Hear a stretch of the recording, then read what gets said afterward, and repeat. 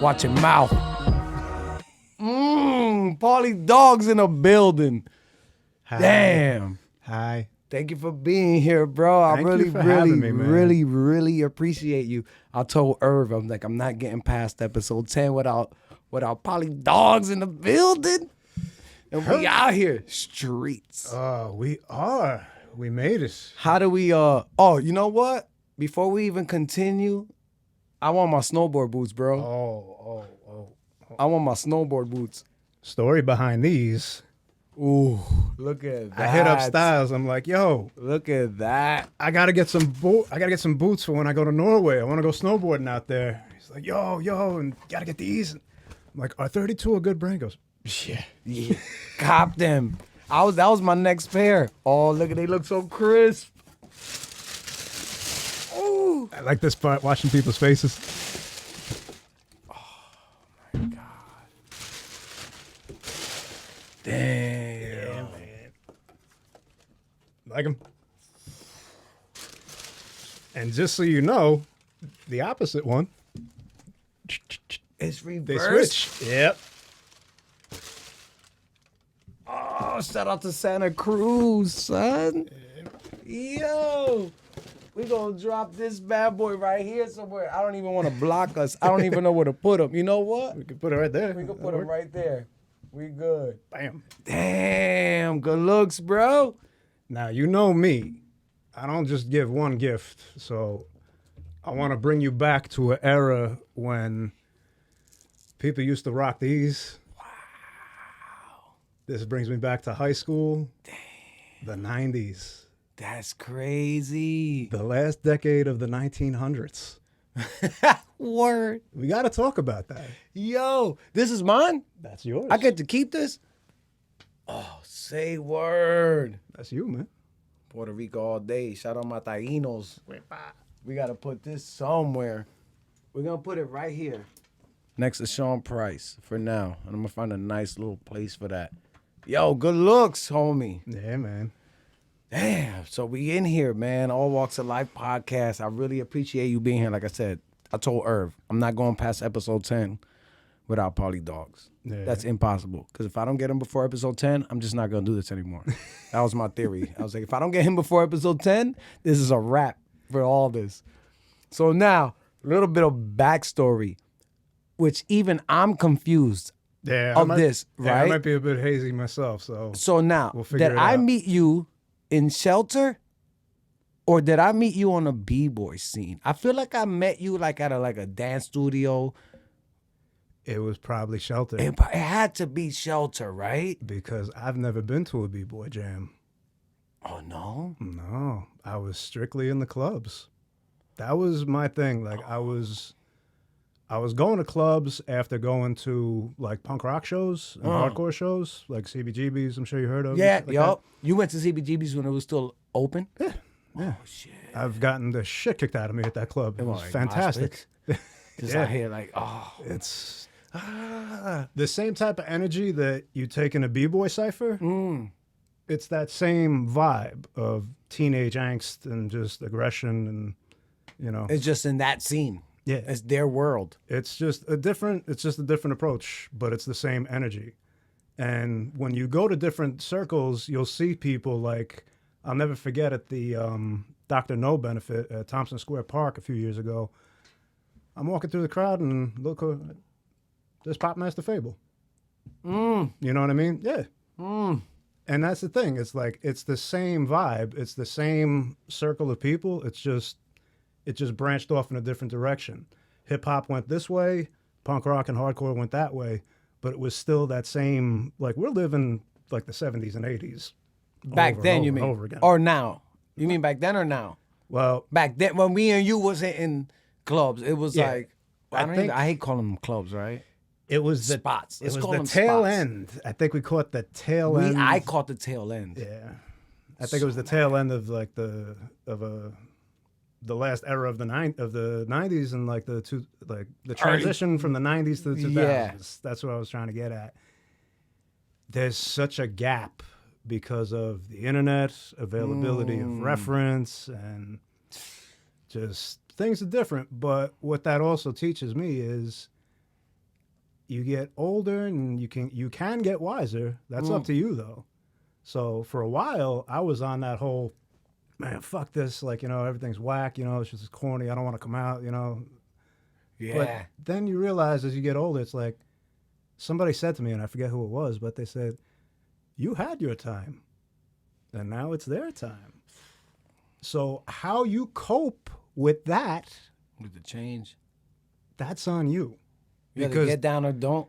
Times are just going to keep changing no matter what. So how you cope with those times is everything, because you can make the most of your time, or you could just be angry that things aren't the way that they were. Because, man, let me tell you, I miss the way things were. I do, too. But it is what it is, remember? It is. It is what it is. Listen, yeah. My homie was thank you for peeping out the episodes. My homie man. was so mad that day. I don't even think he was going to turn up like that. He turned, I was like, you know what? Not only it is what it is doesn't affect me as much. This phrase gets me mad. I don't know what to tell you. When somebody says, I don't know what to tell you, it's like, imagine walking into Best Buy or whoever, Target, and you're like, yo, what's up? This TV, I don't know what to tell you. What do you mean I don't know? You work here. I gotta make sure I don't say that now. Cause it's like, I don't know what to tell you. Dude, I'm the king of, I don't know what the fuck to tell you, bro. No, but it's in context. I'm an advocate for in context. But if I show up to your job, I see. And I'm like, hey, you have these in an 8? And he's like, maybe. I don't know what to tell you. I'm like, do you or do you not? It's your job. Do you have these in an 8? See, people's jobs, I think that line is getting blurred these days, because there's what you expect from a place when you walk in, and then there's the reality. And then when you think about it, like, am I really going to blow up at this kid behind the counter that's making minimum wage, whose boss is probably a complete asshole that's not doing their job? Am I really going to, like, go at this person like that? Sometimes you may have to, because, depends on their energy. Tempers flare and shit like that. But, like, you got to look at where they're at, and it's like, all right, well, could you please find out if you have the 8? Yeah. Sometimes you have to tell these motherfuckers that things, I know, but my head doesn't let me get there. I know, I got to work on that. But I digress, right? But anyway, so, all right. So I met you at it had to be Shelters 39th Street. Yeah, Shelter. And Speed. that was what, 2004? About that, yeah. 2003, 2004? Early 2000s. Early 2000s. Definitely before 05. You didn't even have all your tats, bro. Nah. That's so crazy. Right? That's crazy that I was like, I knew Paulie before he was covered in them. And that's the thing. Like, that's wild. And it was like, when I walked into those spots, like I told you before, I was like, oh, I don't know how the scene is like. And then I'm like, oh, there's some Bloods over there? I'm like, what is going on? It was like a culture shock. I'm like, because I wasn't up on house music. I'm like, oh, there's Blood dudes over there. There's gay dudes over there. There's lesbians over there. There's an 80-year-old person. Everybody. Getting down. She's 80. I was like, yo, the first time I walked in there, I seen so many walks of life, no pun intended, that I was like, yo, she's 60, she's 80. This guy is somebody's grandfather. And they're in here just... And it's all love. And it's all love. I fell asleep with this chain on, like I said outside. Nobody took it. And then I'm like, oh, this is different. You still got the egos, but... That's going to happen anywhere, though. But what fascinated me with that party was, as you're walking up the stairs, you just feel that boom, boom. And the closer you got to the room, it got like, ooh. And I would be like, a good gust of wind could have knocked me over. Sometimes I was just like, oh, Jesus. Word. And then you get in there, and then you just let out all that, anything that I had in me, out. Gone. 40, it took you like 30-minute warm up, 15 minutes to be like, and then it was flowed away. The corners especially were so good because the speakers were there, and most people don't want to dance near something that's going to make them go deaf. I was willing to lose my shit. I would always wear earplugs. Did you? I'm an advocate for protecting your body because you only have one. We're gonna get into that Yeah. because I got questions. So We're gonna get into that. I would wear the earplugs. I would wear wrist guards. I would wear knee pads. If I was doing anything on my elbows, I would wear elbow I remember the knee pads. because I'm like, I'm not gonna be this young that long. For forever. So let me protect it. And having skateboarded throughout my childhood and leaving about a pound of my flesh in the asphalt of my, Your hood, in my- yeah, word. I don't want to slam anymore like that, man. Yeah. Like that takes a certain type of. Yeah, like I'm ready. Here we go. I'm gonna take this Like- L today. And I no. Yeah. my days of going from like fuck yeah we're gonna do it goes into I don't think this is a good idea. You know what? I feel that way too because I snowboard, right? And I tell my homie, I ride dirt bikes with him. I snowboard with him too. On a dirt bike though, he rides street bikes. He's a wild boy, but he's 100 miles an hour on anything with a motor. And I'd be like, oh, I'm gonna say his name. Try to keep that on the wraps, right? I don't know if he wants that out there. And I'm like, yo, I'm tired. I got arm pump on a dirt bike. Once I'm done, fam. Like, there's no getting your arm pump back without like an hour break. I don't do this. We do this once a week. It's 90 degrees out here. Once every 2 weeks. Chill. And he's like, nah, come on. One more rap. One more. And I'm like, yo, fam, I'm telling you, I am going to die if I attempt this again. Right? But on a mountain, snowboarding, yeah. I'll die. I'll die. I told my mom Dukes this. I was like, listen, if you ever get a call and they're like, yo, bad news, your son ain't make it. Where was he? God forbid. God forbid. But I'll be like, all right, I'll die up there, God forbid, but I'll be fine with that. But if I die on a dirt bike, I'll be so mad. it's that when you're airborne and you know you're gonna eat shit, dude, that millisecond of oh fuck, When you roll the windows down, you just know it's not gonna end well. it ain't gonna end well. That happened to me a couple of weeks ago. That's when I fell down the stairs. We're gonna get it. We're gonna get into that, right? We're gonna get into the injuries. That's the and thing, the, man. and the Everything is like, I got a Wolverine story about bionics. that, you know? Word. That's why I wanted you on here. That's why I Everything- was so amped up, son, Yeah. to have you on here. I was like, oh shit, Paulie Dogs is in the building. So shelter. Well, exactly. Let's go Back back, to to shelter. shelter. Back to shelter. So, yeah, that type of environment, man, of just open, come as you are, have a good time, be respectful, and just wild out. I could vibe with that. That was something that I could roll with. And I met some of the most fascinating people I've ever met in my life on that dance floor. And pre-social media, I love the fact that I don't know what the fuck his name is. I don't know her Right? name. For months. That's the girl that does this shit. That's the dude that stays in a circle and just spins. That's the guy with the headband that has the whistle that just tweets. Oh, well, homie with the chain. What's his name? See, that's the thing. I don't know. Oh, you know what I'm talking about? Black dude that used to wear the DOC outfit. Oh, Beast. Chris. Beast.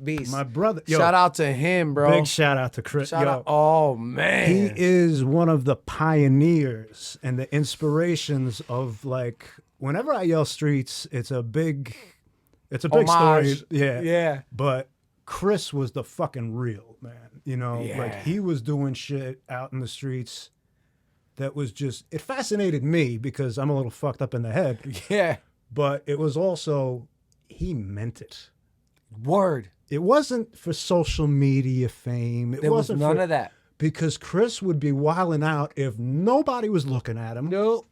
and he would just be on another planet. Because my thing is this: how do you how do you show up to the club with an orange jumpsuit that says DOC on the back and a chain around your neck? And I'm like, hold up, fam had to get here.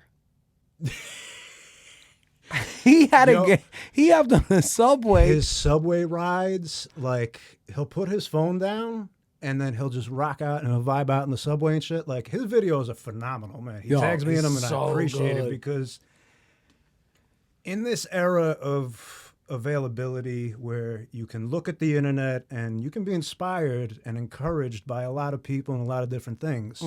But there was a time where there were just people that were genuinely just creative in a different way. Without the likes and the this and the that. Exactly. They were their own name. It wasn't like, oh, he's a B-boy, or oh, he's a this or that. No, It it's wasn't Beast. like those labels. Yeah, it's like, That's what you get. that's Beast. You know, embrace it, be around it. And I would dance near him and like, he would scream at the top of his lungs. Yo, I heard him from the other side. And I was just like, him. He's the guy. Reminds me of a story of Maui. Do you care to hear the tale? Let's do it. This is what I'm saying. Listen, there's no time limit here. And just for the folks listening, in case they don't know, we going to do this episode. I prepped some food. We going to grill it. And then UFC tonight. We're going to get into that later. We're going to get into a whole bunch of shit. I haven't seen this guy 20 years? 20 years, 20? 18 years. I see you on social media. And like, shout out to Irv. Yeah. B-Boy Irv. Follow him at B-Boy Irv. All day. He told me, he's like, listen, the universe works in a certain way. He's like, thank God and not thank God for social media that I know that you're doing good. You know I'm doing good. He figured it was just a amount of time before I knew that we would link up again out of respect and who you are as a man and who I am as a man.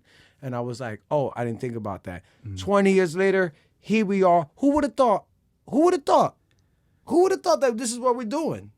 If anybody says they know what was going to happen in 2020, they're full lying. of shit. They're lying. They're full of shit. Full of shit. And if you did know, why didn't you tell me? Word. I've been here chilling, doing N95s. nothing. I would have bought some N95s. Oh, man, I would have hooked you up, man. We could have had parties. Yo, speaking of which, where's the party animal himself?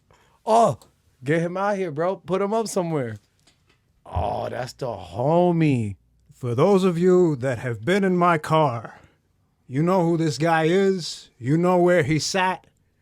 Put him up somewhere. And people would be like, yo, why do you have... I'm Look, like, he's still tired. he watches the back seat. He's still tired. Yo, he's blitted for forever. Hell yeah, He's man. blitted for forever, bro. He's the greatest. He's never gonna sober. He's never gonna sober up. We don't want him sober. We don't want him sober. Yeah. Because then that's when the real shit come out. Yeah. But anyway, let's get back to, all right, so met you in the city. That's what happened. Shelter. And throughout that time, we just been homies ever since. Regardless if we got up or not, I just knew from day one that I was like, I fuck with Pauly Dogs. Word. That's a different person. Thank you. And I was like, he's different. I fuck with him. I don't know everything about him, but I just know that he's respectable. He's cool. He don't look snaky. That's my thing. I look at people, I'm like, are you snaky or not? Because I keep my grass cut low. I'm like, are you... Ooh, I like that. Yeah, are you snaky or not? And I was like, I fuck with Pauly Dogs. And it was always love when I walked in. It was always like we went to school. It was like, yo, what up? Now, here's the thing. You've gotten to see me in a completely different state and a unique state where I'm not using my voice to communicate. I get to use my entire body. And there is a vibe, there is music, there's a beat. So my rhythmic patterns and your rhythmic patterns see eye to eye. Word. I didn't think about it like that. So Word. there's some people where you look at them and it's like, yo, that girl looks good. And then you see her dance and you go, she still looks good. I can't fuck with her. But that's not making me in the same... Yeah, and it could go the opposite. And you can't ignore it. And you can't, and it'll be the opposite. Like, yo, she's so bad. And you put on a beat, and she's like, and I'm like, I can't. And We energetic, can never get married, shorty. even with contact especially. I can't tell you how many times as a massage therapist, I've put my hands on people that I wouldn't think I'd have a single thing in common with. But just that contact, there's a mutual understanding and there's a mutual respect. And some people I can't explain it. I would compare it to when you get a hug from someone that's just a really good hugger. Like Lisa from The Scene. Remember Lisa? Lisa Pitts? Black Lisa. Yeah. Little Lisa? Lisa Pitts. She's a row. Yonkers. I know Lisa, but she was short. She used to roll with two other girls, two other shorties that were twins. See, the fact that we don't know names and stuff, I would have to see her rock. I enjoy this too, Yeah. though, because that means that there was a time before at blah, blah, blah.com. Yeah, I don't even know. know? I just know her as Yeah. Black Lisa. I used to go to New Brunswick clubs with her, and she used to roll with two other girls that were twins. Because I almost got into a fight in New Brunswick over the N word. It was so crazy, right? Oh, twist this mic up a little bit. Okay. Twist that. That better? Yeah, the other way. Bang, got him. There we go. Right? So, So back to good vibes and hugs. back and to stuff. good vibes and hugs. So when Lisa gives me a hug, like, it's kind of like, the same way you go to a B-boy stuff. Like, all right, motherfuckers, I'm about to show you. son. Lisa does that same energy with a hug. You know, so like, that's It the makes kind you of. feel home. Yeah. You're like, I'm good in here. Some people just possess that, and it doesn't matter what gender you are either. That dope. Like, there's sometimes, and like for anybody that's just, if anybody passes away in your life, and you get a hug from another man that understands your pain, there's nothing sexual about that, Nope. but it is deeply intimate.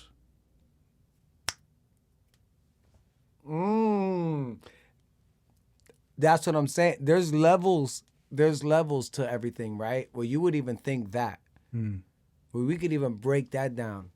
Where it's nothing sexual, but it's an intimate feeling. And that's what Deep House gave me. I was just gonna say, and that's house. For me, it was. I would keep hearing people say, "House is a feeling. House is a feeling," And I'm like, that's so corny. but it feels You were good. there. It feels good. And I caught the tail end. And then I was like, fuck, I wish I would have been there in the golden era. But my golden era was b-boying. Even though I caught the second wave because I wasn't in the Crazy Legs and B Street era, which is the original. But then I had its honeymoon stage, what was my era. And then it had the downfall to where it is now. Not a downfall, because everything changes, like you said. I reference that on every damn episode because you got to accept change. If you don't accept change, you already know what I say. But when it changed, I was like, I caught the tail end of Deep House. So glad I did. But then I also caught the birth of ego, where I'm like, it wasn't like this. It wasn't like this. I think I felt weird when I went to Funkbox. That's when it was like, What made you feel weird about it? the Cielo was the transition of like, ugh. Once I seen Michelle Rodriguez in there from Fast and Furious, I was like, maybe she likes Deep House. Right? Sharon Stone was at CLO with Jesus. Jesus, Cuba Gooding Jr. Everybody been. through Everybody, rest in peace, Jesus, man. that. I'll tell some Jesus Oh, stories in a minute. man, I miss that dude. He's Me and another- Herb talked about him, but man, He's another dude. When there's this tragic thing with when I travel, somebody dies back home. don't So- go nowhere. The first time I had gone out to Maui, one of my best friends, Billy Cap, passed away. Rest in peace. Rest in peace, Billy. Love you. And then the second time I went out to Maui, Jesus died. Just don't go to Maui. Nah, see, Maui I reserve for when my life is in complete shambles. And right now, like, things are pretty weird, I got to admit. Yeah. But getting back to the story on Maui. Let's start there. So we already had the breakdown, shelter. That's how we know each other. Yeah. Bang. You've always been a homie. Now we're down to Maui. Yeah, so What made you go to Maui the first time? How'd you get to Maui? Did you know somebody there? Were you like, I don't give a shit, I'm just going, one-way ticket? I blame it all on Lou Vera. Fuck is Lou Vera? Oh, buddy. Lou Vera is a person? Lou Vera is a fucking legend, my friend. I'm going to tell you about Lou Vera. Yeah. All right? Who is Lou Vera? Can I Google him? I'll put it to you this way. Lou Vera is such a Jersey guy. Oh, I can't Google him. So he's like, he has a Facebook page that is dedicated to him, and the caption is, Lou Vera, go fuck yourself. I'm with it. He's My homie Lou. his sarcasm, his wit, like he's anyway. My homie Lou. So he's the reason why I'm in Maui. So anyway, I go to visit him because Why is he in Maui? Oh, All right. I'll just, mean, you know yeah, me. yeah. It's all good, it's all I need good. to know my like. yeah. Oh My wow, it's so bases. bright in here without Oh, my yeah. glasses. So It's the fucking best in all here, right, bro. So here we go. Used to work with Lou Vera at an entertainment company. Out here. Yeah. Okay. So we would break dance together and shit like that. You know, bar mitzvahs. You know, yada yada. Oh, I remember them days. And then Lou Vera vanishes. Off the face of the earth, Lou Vera's gone. I'm like, I don't know, who the fuck is that? You know, Lou Vera was a pretty wild guy. So out of the blue, I get this email and it's like, or text or something like, hey, Polly, what's up? Like, Lou Vera, where the fuck are you? He goes, The fuck? he goes, oh, I'm sorry. I've been sailing all over Asia for the past couple of months. I haven't had a phone. What's up? You should come visit me in Maui. I live here now. Say no more. Like, you live, you, wait a minute, wait, you, Oh, too, you had to do a double check. You're like, Like- wait, whoa. like, but here's the You was thing. doing bat mitzvahs and bar mitzvahs, son. Lou is a guy that was in the Sullivan room once, and then he ended up going to Russia to judge a b-boy contest because someone saw him there b-boy, and they were like, could you judge a contest? He said, yeah, sure. And they flew him out And they flew there. him out the next day. Yeah, so he's a spur of the moment dude. So used to work with him, entertainment company, moves out to Maui, and he's like, you should come visit me, Paulie. I'm like, dude, I'm not a, this was before I was big into traveling. You know, I wasn't a traveling type guy. Yeah, because you travel a lot now. Yeah. And he said, Paulie, you need to start doing all the things that you don't do. Fuck. So I was like, all right, fuck it. Yeah, whatever. I'll come You visit. doing all the things you don't do. So Fuck. I'm going to write that down. I go out to Maui, and first couple trips, you know, good time, you know. Oh, you went there, came back, went there, came back? I lived on Maui for half of a year, if you add all the vacation time I've been there. Yeah. So, Wow. like, you know me. If I go someplace, I'll go for, you know, a month or two. Yeah, that's the craziest, bro. I think you went to Norway. We're going to get there, right? Oh, we'll get to Norway. We'll get to Norway. Norway is in Maui, too, so trip this. Ooh. And all right. Jesus, too. It's all one big fucking triangle. Jesus, too? Yeah. It's all... Oh, my bad. Is that me? No, that's me. Oh. My bad. This is live. So Oh, anyway. I wish I had my drop of my homie doing the who's that political dude? Fuck it, I'm doing it live. Bill O'Reilly. Oh, no. I got my homie doing Bill O'Reilly. Fuck it, I'm doing it live. He's crazy. But all right, back to Maui. yeah. Right? All right. So I'm doing it live. I love that shit. Right? It's the best, bro. So- Go YouTube Bill O'Reilly doing it live. And you guys will have the best time of your life. Either that or you get real just like, man, calm down. What? He's like, he's spazzed, bro. He's spazzed. Anyway, So I'm on Maui visiting Lou Vera. this is the first time.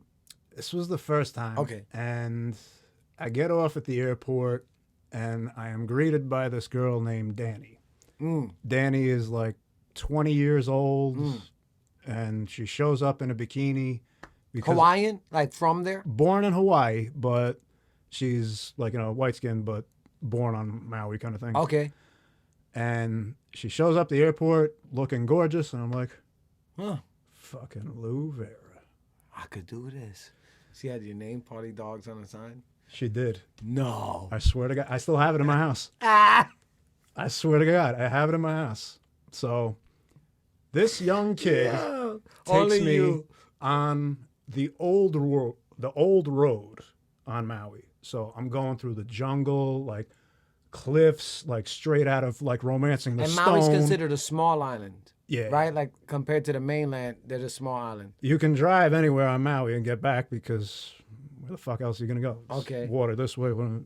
north, south, east, or west. Word. However, there are certain neighborhoods where you are doomed, and Like if they their see- hood, you mean? Nah, it's just a maze. It's like Staten Island. Like every fucking thing looks exactly the same. It's like the fuck. Yeah. And it's like- Okay. So it's one of those like cul-de-sacs. I don't even know what the hell they call them. Yeah, yeah. So you're there. So I'm there, deep philosophy being thrown at Danny because I'm opening my eyes to the jungle and everything. And just, verbal diarrhea. Like, oh my god, I'm actually talking to someone. I don't do that in New Jersey. I can't do that in New Jersey. That's so fucked up. However, I wouldn't want to be from somewhere else in the world and then have to learn Jersey or no. New York City. No, I'd rather be from here and learn there. Yeah, Yep. because no matter where I'm at, I'll figure it out. I'm good. I may not be good. I may be an anxiety-riddled fucking disaster, which I normally am whenever I travel. But to them, you look good. You poker face, son. Nothing ever fucks with me. I'm straight. Everything's Yeah. good. Everything's good. Inside, though, Inside- I'm like, oh, shit. Fuck. Yo, I sweat like I'm at the shelter. Word. You know what I'm saying? We're at 4 o'clock in the morning type shit. With Bird serving breakfast. But let me fast That forward. was her name, Bird, right? Lady Bird, who just served the breakfast. I forget. Yeah, You know what? I always mix up that and Club Love. I never been in love. Joe Clausel used to have a party. I heard of Joe Klaus. I don't think I've been in love. Unless I've been there and I didn't know what the name was. It I looked used to like go around. it looked like a psychedelic Flintstones type cave. I doubt I've been there. You would have definitely known if you. Other than APT, Shelter, CLO. APT. APT was the shit. That's when people actually asked me. They were like, "Yo, dogs, do you ever feel like some kind of way going to APT?" I said, "What you mean?" They're like, "You're the only white guy here, bro." Yeah. And I'm like, "Oh, I am the only white guy here. But it was deep house downstairs. Upstairs is bougie as hell, though, I feel like. yo." Upstairs was so... Anyway, let's get back. Okay. So you're at Maui. Yeah. So I'm at Maui. I'm on Maui. First time. First time, seeing all sorts of things, opening my eyes and whatnot. And I ended up meeting this dude named Clark. Where's Lou this whole time? We'll- Oh, all we right. gotta- I'm confused. I'm like, what if Lou just let you... Well, no, see, I lived with Lou the first time I was on Maui. And then I stayed with some other people up the road from him that rented out Airbnb kind of thing. And then I lived in another neighborhood. So I've been all the hell over the place. Like, All right. I slept in a tent on the east side of Maui in this place called Kaupo. It's a tent in the middle of a field. And my boy B was like, "Yo, be careful at night because there's boars." I was like, "Boars, huh?" I'm like, "All right, You like, I hear this. I'm just going to stay in here then, Word. All right, so you up here. So I'm out there and my boy Christian, my brother from Norway, whom I met in Astoria, Queens, at the legendary Fat Cat Tattoos. Are they still open? They unfortunately are not. But my boy Kevin, my brother Kevin, is alive and well. Yeah, I heard about that. I heard stories about that place. Before my first tattoo, I knew of that place. Yeah, man. It was I fucked up. I should have went. arguably like more fun than a circus. Like I've had more fun in tattoo shops than I think most people have had in movie theaters or like, museums. Like I have literally learned more about myself as a man and the world by sitting around people that are willingly getting the shit kicked out of them. And my boys telling them, or my girls telling them, hold still. That's crazy. Yeah, no, We'll because get it's a to different, yeah. these So are- you met him okay. So, from Norway in Hawaii. see, it's a terrible thing. We're probably the worst people to listen to because we go off into things and it's That's like, what and then we just keep going with it. And motherfuckers listening to it like, when the hell is he gonna get to the Get story? to the point, but in my head, Yeah. I feel like I'm chilling. Yeah, but we Like, okay. I understand. Yeah. Yeah. Okay, so Christian, my brother Christian, Norwegian, Yo. size of the fucking, he wouldn't fit in here. No. Yeah. That's that Viking shit. Big dude. He got the Vikings blood. Even bigger heart. I'd Oh. take a bullet for this dude. Straight up. Damn. Like that. And more. Well, I don't know about his brother. I'm just, I love you, Sandra. I'm just fucking with you. He's a little bit funny. Nah. I know. Shout out to you, because if you're that tall, I don't want no problems. You know what I'm saying? Like, I know his mom. I know, like anyway. So Christian, the Norwegian, hits me up. He says, Jerry Old Dog says that there's some Norwegian girls on Maui. Jerry Old Dog is a dude that I met when I was in Copenhagen with Mike Tootin, Shannon, and Christian. So we'll get into that story a little bit later. So he tells me, like, hey, if you're around, could you show them a good time? Hey. Let's do it. Let's go. So they give me a picture, and I see a batch of beautiful Norwegian women. You're like, oh, where they at, though? I have to find them. Where they at, though? And not only that, Styles, I'm from Jersey, New York City. We Beautiful have, women everywhere. Nah, well, that too. Yeah, I'm definitely there's not arguing beautiful that. women everywhere. We see things differently. I don't know if it's my general paranoia, but I saw everyone in the club before they see me. I see people like That's how I feel too. I look at things in a worst case scenario type situation sometimes, and it saved my ass. Mad times where I'm like, watch that person, drank too much, smoked Bingo. too much. Bingo. Don't trust him. She looks like she'll stab you. She'll key my car. And then you just play it all out. And then you did let the key night my go. car. She did key my car. Now, luckily, Where is my car? Where is my car? Oh, she knew him. Oh, shit. Yeah. I fucked up. But yeah, word. I dig it. So you saw the picture and you're like, I got to go get them. It's like, all right, I got to find them. One of them has blue hair. Kind of cake. Kind of easy. You would think. So their names are Helena, she's the one with the blue hair, Claudia, Christina, and Tura. So I'm like, piece of cake. And they're all Norwegian.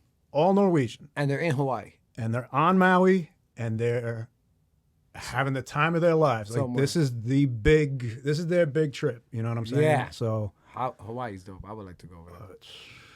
I'll tell you about We'll it. set that up. So it's my duty to entertain these women and find these women. Styles, I'm in the bamboo forest. So the bamboo forest is on a secluded area of Maui, and it's just, imagine telephone poles all around you that are green, a little bit thinner, but it's straight up Crouching Tiger, Hidden Dragon, Is that the shit where you put up, where you did the... That's where I climbed up the things, and I was climbing from bamboo tree to bamboo tree. I had such a good workout there. Like, you can train so much differently on Maui. And that's why I understand, like, that's my opinion anyway, of why they're wrestlers or they're surfers. Like, it's a different way of life. Completely different. And as a massage therapist, I got to physically figure it out. Because whenever I go places, I work, Oh, you even work when you travel? How the hell do you think I support myself? Oh, Dude, I'm out there dope. for How do you months. pull that off? See, I digress. See now that's my problem. Now I want to know how you do that. Yeah. But we'll go back. You got to find shorties, right? In a bamboo forest. So I'm in the bamboo forest. Sound like a dope movie. And I got so many. Your life is a movie, son. That's the thing. You know real. me. So Yeah. you know that I don't have to bullshit to sound Nah. like interesting. Like, some shit has happened, and thank God, for it. And actually thank my clients, because they're the ones that actually put me out there. My family Yup. that helps me out, and my friends, Anybody that makes me happier, you're the reason why I'm able to do what I do. Because That's so good, right? To have people that you love and you fuck with. You're like, yeah. And I don't even have to talk to everybody all the time. You know what I'm saying? Like, I haven't seen my godson in a long time. I haven't you know seen what my I'm saying? godson either in a long time. Yeah. Shout out to Apollo. Love you. Shout out to King. Yeah. So, I'm on Maui looking for Norwegian girls. I'm in the bamboo forest. I would think it's kind of simple, though. It's you see people every 15 minutes where I'm walking. So it's just quiet, you know, You're like, walking. And mind you, Maui, you don't really wear clothes. Yeah. So I'm just wearing bathing suit and a hat. And I round the corner. Fathom this, though, Styles. You're from Norway. You're in your like late 20s or something, and all of a sudden, this fucking tattooed maniac Comes out. points his bony ass finger right in your face and goes, "Claudia, you're from Oslo, Norway." They're probably like, And they were like this. stranger danger, kicked you in the nuts and kept them moving. See, that's a Jersey thing. Yeah, see? That's Yeah. a Jersey thing. Reflex. They just stood there like this. The fuck? And then I went, "I'm Paulie. I'm Jerry Old Dog's friend, Christian, the tattooers." And they all went at the same time like, "Oh." Thank Like, God. they looked at it and said, "We didn't know who the fuck you were." Like, that was pretty crazy, you know? Word. So I end up being like a tour guide for these girls for their stay on Maui because the dude that I was hanging out with had a truck. So it's just like New York, man. If you got a car, you have a car, Yeah, it's like that. you're on vacation, dude. Like, you know what I'm saying? Like if, let's say we go to Puerto Rico right now. And then all of a sudden, one of my tattooing homies says like, "Yo, link up with this guy. He'll hook you up." And we go down there and we see him. He goes, "Yo, that's our guy." Yeah, for the whole time. You know, like I get what you're saying. if he wants to go Word. to Kinko's and get some copies, I'm with it. I'll hang out in the Take him to parking lot. fucking This is Kinko's. the most amazing place I've ever been. Word. When I landed in Iceland, the first thing I did, I bought a car. In Iceland? My homegirl Vigdis, she was like, "You know how to drive, right, Paulie?" I said, "Yeah." She goes, "Okay, I'm going to buy a car, and you're going to drive my car back to my apartment." I'm like, "Okay." It was the first time I drove a car in 2 months, and I'm in Iceland. Like, I'm like, yo, I don't even know. am living in some Matrix shit. That's some Matrix shit, bro. Iceland. Like, what Is, pill did I take? yo, you took all of them. When you go to some of these places in nature, and that's the thing, when nature gives me what house and b-boying and punk rock and BMX skateboarding, whatever the fuck it was, Nature gives you that. anything that makes you feel alive. Mm. Anything. So when people get into making things like, oh, that's a black thing, that's a white thing, that's an old people thing, that's a young thing. If it makes you happy, you got my blessing. If you do it with respect, you know what I mean? Because Yeah. there's always going to be, the internet can show me a fucking plethora of examples of like contradicting exactly what I said. Yeah, but the real, I get what you're saying, and the real get what you're saying. But yeah, and you're also trying. If you don't try to get what the other person is saying, especially if it tests your ego, your ideology, your worldly views. Devil's advocate. I play devil's advocate all the time. All the time I play devil's advocate. And you know what's crazy to me? I play devil's advocate and I'll tell somebody something. Or they'll tell me something and then I'm like, yeah, but what? Even though I agree with them, I don't tell them I agree with you because that's simple, right? I try to break it down logically and I'm like, physically and out loud, I don't agree with them. In my heart, I do. But they don't know that. So then I hit them with the, yeah, but what if? But you're also challenging them. Yeah, because my thing is, if you're going to pick a point and you're going to die on this hill, you better know the type of war that you're walking into. Because if you're not willing to die on this hill, don't put the uniform on. And that's why whenever people get into these teams, they got these team tribal. arguments in the media now. You're on this side, you're on that side. You are completely nullifying me as an individual. Yep. If you can't listen to my side because it's not yours. And why we need a side? I like stuff on the right. I like things on the left. I like pizza. fuck politics, pizza. Word. Because All right, when so people pizza talk all yesterday. this politics shit, man, when I worked at a record store, I knew things that motherfuckers didn't know when they came into the record store. Word. You work for the government, you'll laugh at what we, with all of our conspiracy theories, with the bullshit facts they give us, no one will know what the hell is going on from now on. Truly. And you got news that will fit your ideology. But I really don't care if you got a news article and a video. You got a 6-year-old that could put that up on Instagram and Facebook. And like, yeah, it's a news article now. So it's scary times because the truth and facts seem to be so bendable that it's like, I don't even want to have this conversation. Now, do you feel like when you was in Maui, do they live like that? Are they caught up or are they just living free? Because I imagine they're living like, bro, I'm free. We always imagine that there's some place that's a fucking utopia. And it's not, right? We always think that somebody got it better than us. Like ice there's out always there. somebody like, yo, this like that motherfucker. Like if I had it like that, like if some of the people that I've worked for, you know what I mean, multi-millionaires, like if I had it like that, like I would. If you truly accept yourself and the bullshit that comes with just being you from other people's opinions of what they think you are before you even open your mouth. It's a tough hill because when you meet people that are like, fuck you right off the bat, it's kind of hard to, you know, like what the like, the fuck you too. Yeah, you know, so Yeah. where does that go? Nowhere, like, really. The anger today, especially because of my experience with the police when I was a kid and shit, it's like, I dig it. I get it, but you wouldn't listen to me because look at me.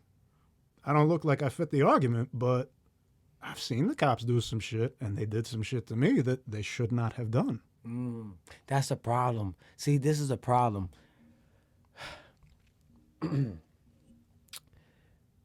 It is. You gotta, not you, people gotta be careful. There's a saying, be careful what you wish for, because you just might get it. When they segregated schools, when schools were segregated, they allowed black and white kids to go to school together. What happened after that, though? The parents of the white kids were like, oh, you're going to desegregate our school? We just take our kids out. So the white kids took their kids out. So for the minorities fighting for desegregation, they didn't look at the long-term goal of if they leave, what are we going to do? So all the minorities, blacks and browns, came to this school. White parents who had, or it could be Asian, whoever, that had money, whatever race that had money. I always try to lean with the word the haves and the have-nots. So the have, all right, let's go with that. So the haves took their kids out, and here come charter schools. And now the school that once was filled with the haves is now filled with the have-nots. So now what are you left with? A segregated school. You get what I'm saying? So it's like, you got to be careful how ham you go. You know what I mean? Yeah. Because you wanted to get here. You can get here, but guess what? We can go there, but you can't. So then the haves just dip off on the have-nots. And the have-nots are stuck to where the haves used to be. So you're always a step behind the haves. Even if you fight on a social, like, justice warrior level. You know what I mean? What's interesting is my high school shut down. I'm paying attention. Yeah, I got you. I got some people bringing food for the fights. UFC 251. This is going to come out probably in a couple of days. So for those that don't know, this is Saturday, what's it? July 11th. 251 is popping. We could put race aside and discuss food, Yeah. just because that's the ultimate thing that brings us all together as humans. And food is very fucking important to me. Is it? And when people don't eat, you know what happens when you leave the tri-state area, say? I don't know. Oh. Only place, listen, I went to my tri-state, Puerto Rico, Florida, I was out there for a month. Have you with had pizza in Jesus. Florida? Lasagna. Fettuccine Alfredo. Fort Lauderdale. No pizza. Wasn't too good. I broke the glass coffee table because you know how it comes in that circle dish with the plastic with that little shit. Yeah. I put it on a glass coffee table and I was ready to go ham, bro. Like I'm gonna eat good. You came down like Macho Man Randy Savage. Not even. Little did I know that my manager bought a bootleg ass coffee table with some non-tempered glass and I fucking put the fucking lasagna, the fettuccine Alfredo on the glass. I put a coffee table towards me and we gonna eat and all of a sudden you hear crack. And I'm like, he said, you broke my coffee table. So I bought a new piece of glass. Right? Somewhere down in Miami, I bought a new piece of glass. I refit it. We going out to the club with Jesus. Rest in peace. The same night I was going to go out with him, I'm sitting on the edge of the coffee table, son. I lean back a little bit. Crack! It cracked again. Yeah, I told my manager, yo, fuck this table. I think this is crooked. Fuck that guy. Fuck that guy. Damn, I miss him, bro. But anyway, Norway. So yeah, Hawaii. We'll bring it right back because Maui. We'll bring it right back to him. How is he involved in this? And that's him from above saying, "Will you fucking get to the point about me, you dick?" Word. He is like that. And for people that was don't like that. know, that is the way we communicated. People would think that Jesus and I were ready to fucking kill each other because whenever we'd see each other, and especially the sniper attack, like I'd be walking in a club and all of a sudden I'd see like, "Hey, fucker, you motherfucker!" Grabbing his dick and throwing, Word, that whole B-boy. And then people around us would be like, "Oh shit, This is about to be some shit. They about to go at it." And then like we'd be hugging each other and they're like, "The fuck?" Don't you love those friendships though? How many of those you got? I got one. It's my homie, my comrade Terrence Rudolph. Shout out to him. He was episode 1 and episode 6. Man, I got talk so many crazy. people that I can truly be a completely different animal. Like No filter, no censorship. There's aspects of my personality. Like when people watch this, they see me with you. I'm not like this with fucking everybody. Word. I will be the quietest fucking guy in the room. Just if I got nothing to Are say, you like that? I can't see you being like that. Bruh. Streets. bro. But Nah. that's the thing. The streets bring it out of me, bro. That's the thing. So, but we got to get back into Jesus before we get into the streets because then I'll get fucking. Because we already an I'll get hour all in. sorts of Dog. ants. Let's do it. Oh man, see that? It took me an hour to tell one story. Who cares though? All Walks of Life podcast. All right. Listen, this is long form. All right. Anybody don't want a soundbite, y'all can go somewhere else and go watch CNN because we ain't doing that on this side. Go Fox News it up if you want, dog. Yeah, man. We'll get Stephen A. long Smith form, to yell man. at you too. And Fuck that's that another guy. thing, the yelling thing. When the news just become like, "Hey man, fuck all of you." That's every news station. It's like you like that, huh? Fuck you. When they What took about Stephen this? A. Smith off 98.7 radio, I was so amped up. I was so excited from 12 to 2. Bro, this is how much I hate him, right? That even if I'm listening to a podcast or a stand-up special or some comedy shit, I gotta ask you this though: if you had a sandwich, and if Stephen A. Smith was fucking starving, would you give him half? hell no. Wow. Hell no. Okay, The so only it's- way I could give him It's half, serious. the That's- only way I could give him half is if I get to throw it at him. wow. Can I throw it at him? That is a profound hatred of. I'll give him half the sandwich. You're treating him like a fucking pigeon, though. I'll throw it at him. He can still eat. Yo, Like a king. Yeah, for like real. like a Viking just here. oh, I'll tell you about Take him to the hall. I ate at a Viking hall. Did you? The Valhalla. the most spectacular woodwork legit one. I've ever seen in my life. And you think it was like from back in the day? Like vintage? It was a remake, but even still, You could still appreciate what it was. as a man that works with his hands, you understand. Every shingle was made of wood, and I have OCD, so symmetry relaxes me. I have a bodysuit that works with flow, in my opinion. I did my best. Yeah.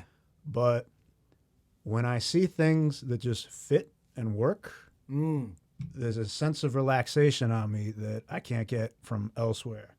Like, I can look at tattoos, the bottom of skateboards and snowboards, BMX graphics, graffiti.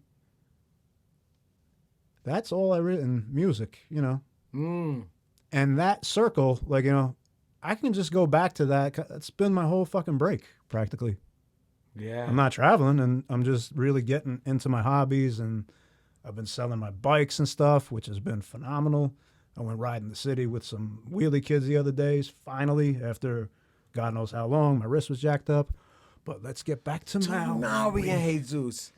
Damn. This is what I'm Jesus, saying. I'm This is what sorry, happens. bro. People, Jesus, I know you're up there looking down. Yeah. But I haven't seen, I know him for 20-some years. I probably haven't seen him for 18 years. We're talking about 18 years. There's some people that had kids back then that are now going to college, and it's been that long since I've seen you, not since I've known you. So people got to understand and fuck with us. Word. We working through this. So I'm looking for Norwegian girls in the jungle. Point my found them. finger, and I explain I'm Jerry Old Dog's friend, I'm Christian's friend, and they go, oh, you know. So I was tour guiding these girls around, getting to know them. Really lovely ladies. I'm still friends with them to this day. Word. Yo, Norwegians, let me tell you, they're slept on. There is a different vibe in Scandinavia that's just, Jersey was just, we're like mutants, you know what I'm saying? Yeah. Like, but you have to be like that around I here. hear. You have to. Yeah. And I've actually said that with my homegirl, Allison. She's going to get married in Puerto Rico to Hiram. And I'm going to go there, and I am going to kill all the pork, and I will dance the Hector Lavoe all night. Word. They will know the name dogs What? Streets? in Puerto Rico Streets. all day. All day. Trust that will happen. Word. So I was telling her, I'll tell you this story. See, this is the thing, man. That's what I'm saying, bro. I hate being me. It's this terrible. This is wild, son. Okay. This shit is wild, son. So Jesus, I'm sorry. We're gonna go to Jesus. I We got got a you, beeline bro. to Jesus. I was telling Allison about Norwegian places, fantastic, whatever. So, on Maui with the Norwegian girls, and we're tour guiding. So I take them to the nude beach. Yo. Okay. So this is where I became close with my twin today. I call her twin. I call her Debo or twin because she loves the movie Friday. Okay. She And loves she's the from movie Norway? Friday, and she's from Norway. Yo, I love Shout this. out to Debo. Shout out to Debo, twin, Helena. What up? Your whole family. I I already love all fuck you guys. with you. All you people. Word. Everybody. Hell yeah. So I point my finger in Claudia's face, and Claudia's on this fantastic vacation right now. I live vicariously through them. The same way how motherfuckers would not see me or talk to me, and the first thing they say is, dogs. I don't mean to sound weird or anything, but I really like your Instagram stories. Word. You know, but you got married, you got kids, you know, you got business. I don't. I'm living the freest life I could live, B. I'm just- out here chilling. I'm just trying to figure it out. Yeah. And I'm having a good time in the process. Word. So I'm at the nude beach with the lovely Norwegian girls and Kjave Reefs, Clark. So we'll tell a story about him off camera, and, you know. That's Some the game. stories got to be off air, son.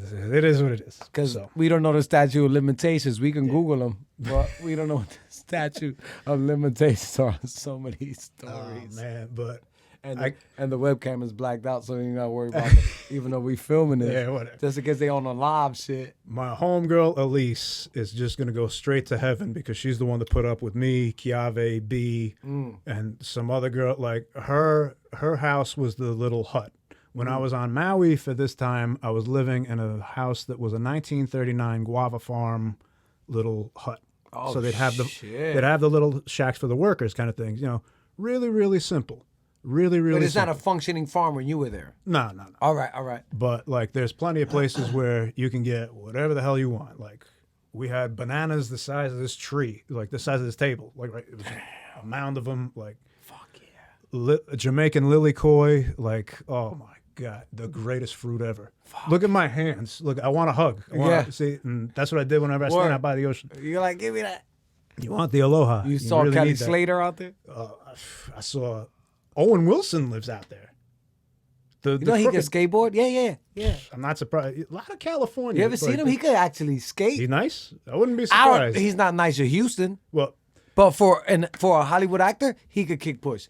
But we'll get into skateboarding like Nigel Houston, Gons, Rodney Mullen, all right, Frankie Hill. Like, but you don't fuck with Nigel? you know, he reminds me of B-Boy Pocket. It's just so goddamn like It's can so do it. good. It's too good. It's like It's almost too good. Like he got a cheat code. yeah, it's like I feel like I'm. he got a cheat code. This motherfucker. It's so I crazy love that. because he's human, right? But Yeah, I'll he's give the- it to him. he's- Yo, all right, it's anyway. amazing. But Yeah, for so you're on a skateboarding, guava farm. Skateboarding, like I just got to make this point. Yeah. For skateboarding, it reminds me of b-boying. Like there's dudes that are winning trophies and like traveling the world teaching. Good for them. I like the dude that will just fucking smoke you in a cipher, and then that's it. and just be out. Yeah. You doesn't don't wanna- really know too much. He's not trying to teach. He's not trying to like go rounds and shit. It's just like, it was just in that moment of, man, fuck you. Yeah. Because that's what's real. All this fake, like this pretend, like fucking beef dance and shit. It's like, that's your ego. And it's showing. It's showing. Ego is dangerous. It's got teeth. So speaking of teeth, we're back on Maui, chewing up fucking sharks and shit. Word. I'm on the nude beach with a bunch of beautiful Norwegian girls. The first thing I see are two naked lesbians that greet Kjave. I'm a massage therapist, so nude body Ain't nothing. and shelter. You know what I mean? Like Shelter. Exactly. I've seen all sorts of stuff. Wild shit. And it's like, look, if it's not gonna get on me, if you're doing anything, where bodily fluids are happening, Do you? if it doesn't splash on me, I'm good. One of the greatest things I've ever seen as far as drugs go on the dance floor. I got to shout this dude out. I don't know who the fuck he was. It was at the shelter downstairs. This was when it was on Varick? Varick, yeah. And this guy was wearing the silver, like the mesh sieve kind of thing. Like he had these bug out glasses on. It looked like the kind of thing that like you sieve, like that you put tea in, like Almost look like fly eyes. Yes, precisely. I know you're talking about. So he's got those on, and the rest of his outfit was like Frank Zappa on like psychedelics straight up. And he found a mirror. Oh no. So Tripping. my man was, Tripping. but he was getting excited too. Oh no. And his drag queen friend, homie, like was trying to get him to go because you know how it's the end of the gay night, the drag night, and then the shelter party starts. Yeah, and then it goes in their own Yeah. stages. Exactly. Yo. So, like, he was trying to get like this dude, like, come on, we're going. And he goes, I can't do it in here because I'll knock everything over. But he was flattering his fingers, and he goes, wait a minute. And I was watching him, and as I'm watching him do this thing, like he's Styles, his whole body was like.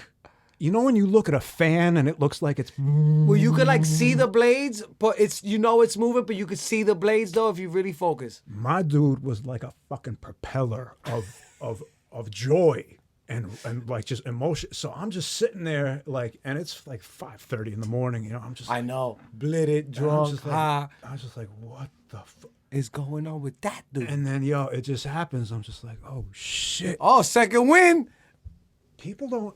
You have no idea what it's like to be dead. From dancing, heat exhaustion, sound sensory overload. Word. And then all of a sudden, for some reason, One little thing. and when it's a person in particular, that's what's dope.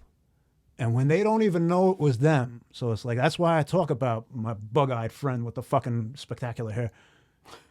He got me up when I was done. Yeah. I was done. Yeah. I was fuck you. I want to go home. I'm done. out.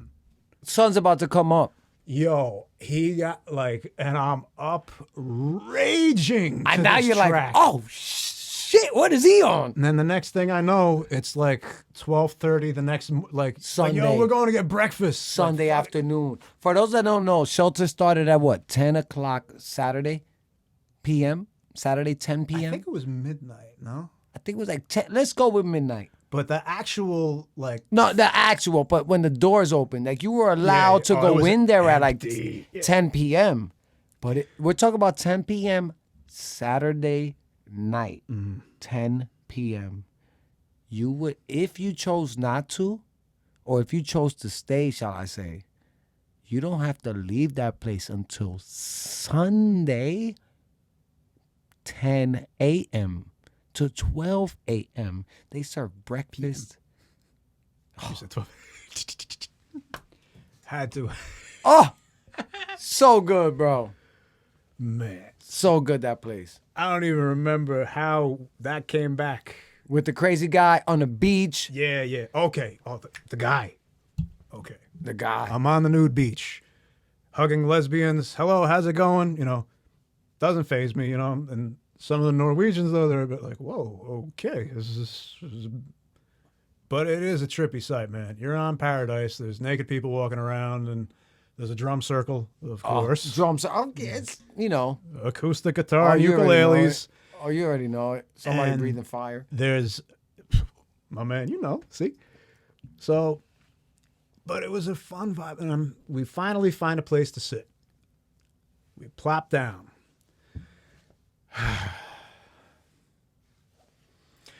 Well, I'm out. And Helena looks at me. She goes, Billy, we just sat down. I go, yeah, I know. But we're at ball height. And then Christina looks at me. She goes, what do you mean ball height? I'm like, when I look to the left, There's balls. I see balls.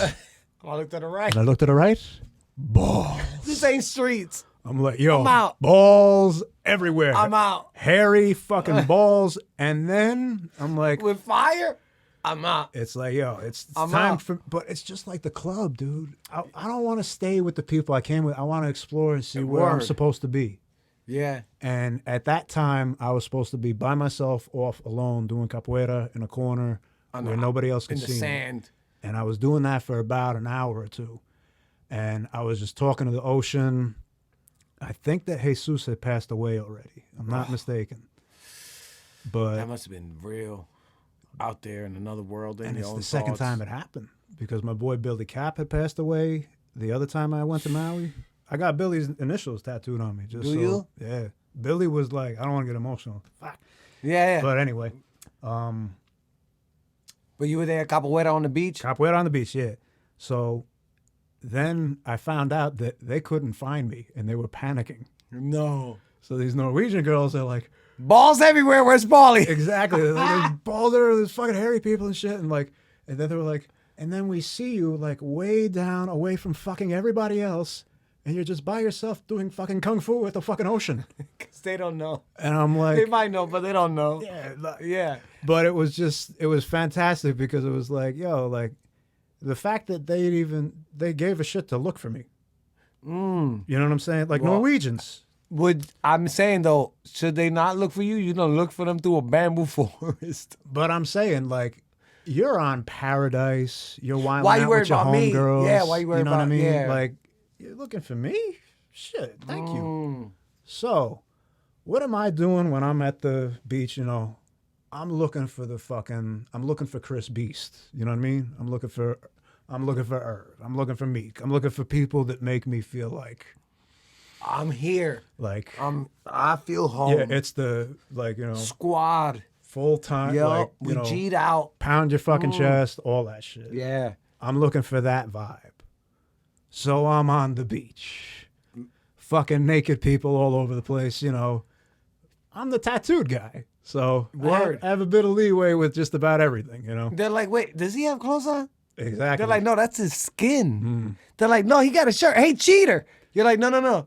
This is my skin, son. This dude in Paella on the nude beach there, from years ago, I was just sitting on the beach and he walks up, he goes, did you used to live in Lahaina like a couple of years back, man? Like, did you? And I was like, yeah, I used to work out at the 808 beach. And he goes, bro, I remember you, man. Yeah. And I'm like, oh, yeah. Well, yeah, obviously. But yeah, I forget, dude, you know. That's crazy.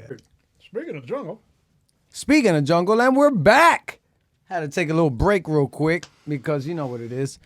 But anyway, Maui, Nude beach. nude beach. hugging on some Norwegian girls. Doing capoeira. Shout out to them. Doing capoeira, and they came looking for you. Norway. So they're looking for me, and they're like, Paulie, we were looking for you. Like, where'd you go? And I was like, well, at a club, I look for, the energetic vibe. And so I got to paint the picture for you. Kool-Aid blue water. Fuck. Crashing waves. Fuck Kool-Aid blue. Cool breeze Gatorade. Beautiful, beautiful women. Oh. All over. Healthy bodies, vegan bodies, Pilates bodies. Big, skinny. All types. All beautiful. types. Everybody's beautiful. Everybody's happy. Everybody's happy. Everybody's having the time of their life in a place where some of these people, like, they've been waiting their whole lives to go to. And that's something that made me think about, and it changed the way that I perceive tourists in the city. Because my temper is, I got something to say about that.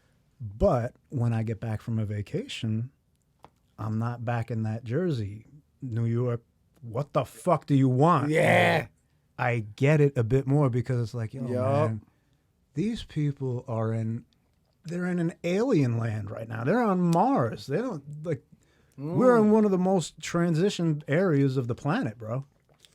So growing up around here, we're a tidbit different. Yep. But I'm on them, looking at the beautiful beach and everything. And then I get to the drum circle, and there is a girl that is just absolutely gorgeous. And you're like, oh, shit. I need to learn how to play some drums. And she is just running into the ocean to give a friend of hers a hug. And that was a memory that, like, when Dre's murder was the case, there's like, Yo. I make that noise in my head sometimes when I see something, and it's like, Murder was the case. I took that picture in my head, and it's like, I'll remember this. It was a beautiful thing to see because both the girls were attractive, and they're embracing and everything. I'm like, fuck yeah. But then I look over to where I end up walking towards, because I wasn't walking towards them. I just end up walking towards. And were you sober? Oh, no. All right. I'm on Maui. I'm having a good time. I got a story about some Maui homies I met in Cali. Yeah. Oh, yeah. Well, Maui Wowie. Yeah, it's. Yo, I met them out in Cali, but it's shit crazy. So you're there, so you're seeing this, and you're like, mind you, you're from where? Patterson, you said? Where'd you grow up at? I'm in River Edge, but I went to high school in Patterson. You went to high school in Patterson. So you're out there like, this ain't Patterson, bro. Definitely this is not Patterson. No. I am in the most fascinating, like, I'm like, yo, this is like, and people are naked and stuff, but I'm a massage therapist, so I've literally seen, actually, I got to quote my boy Ivan Savory, who's in Saudi Arabia right now. Shout out to my boy Ivan. Shout out to him. United States Marine Corps. My boy, dude, Ivan is fucking crazy. Shout out to the Marines. My Hell homie yeah. Tim was goody. So Ivan tells me this story. Oh, what the fuck was I saying? Maui on the beach, massage therapist, seeing people naked. Yes. So Ivan says, Paulie, and Ivan looks straight up like, who was the shredded motherfucker in Street Fighter 2? Ken Ryu Saget. Right. The one with the raps. Saget. With the bald head with the piercings? Word. Him. I think it was Saget. He looks like a fucking action figure come to life. So he tells me, he's like, Paulie, I have seen a lot of naked men. I'm like, the fuck you talking about? He's like, I have seen more naked men than anybody because my background in the military. And I'm like, oh, word. I'm like, I don't know, man. I've been working in health clubs my whole life. I'm a massage therapist. He's like, Paulie, I have seen more fucking naked men. This guy? Exactly. That's him. Shredded. That's diesel. Saget. Him. Yo, I called it. Yes. Yo, shout out to me, bro. Props on the memory. So.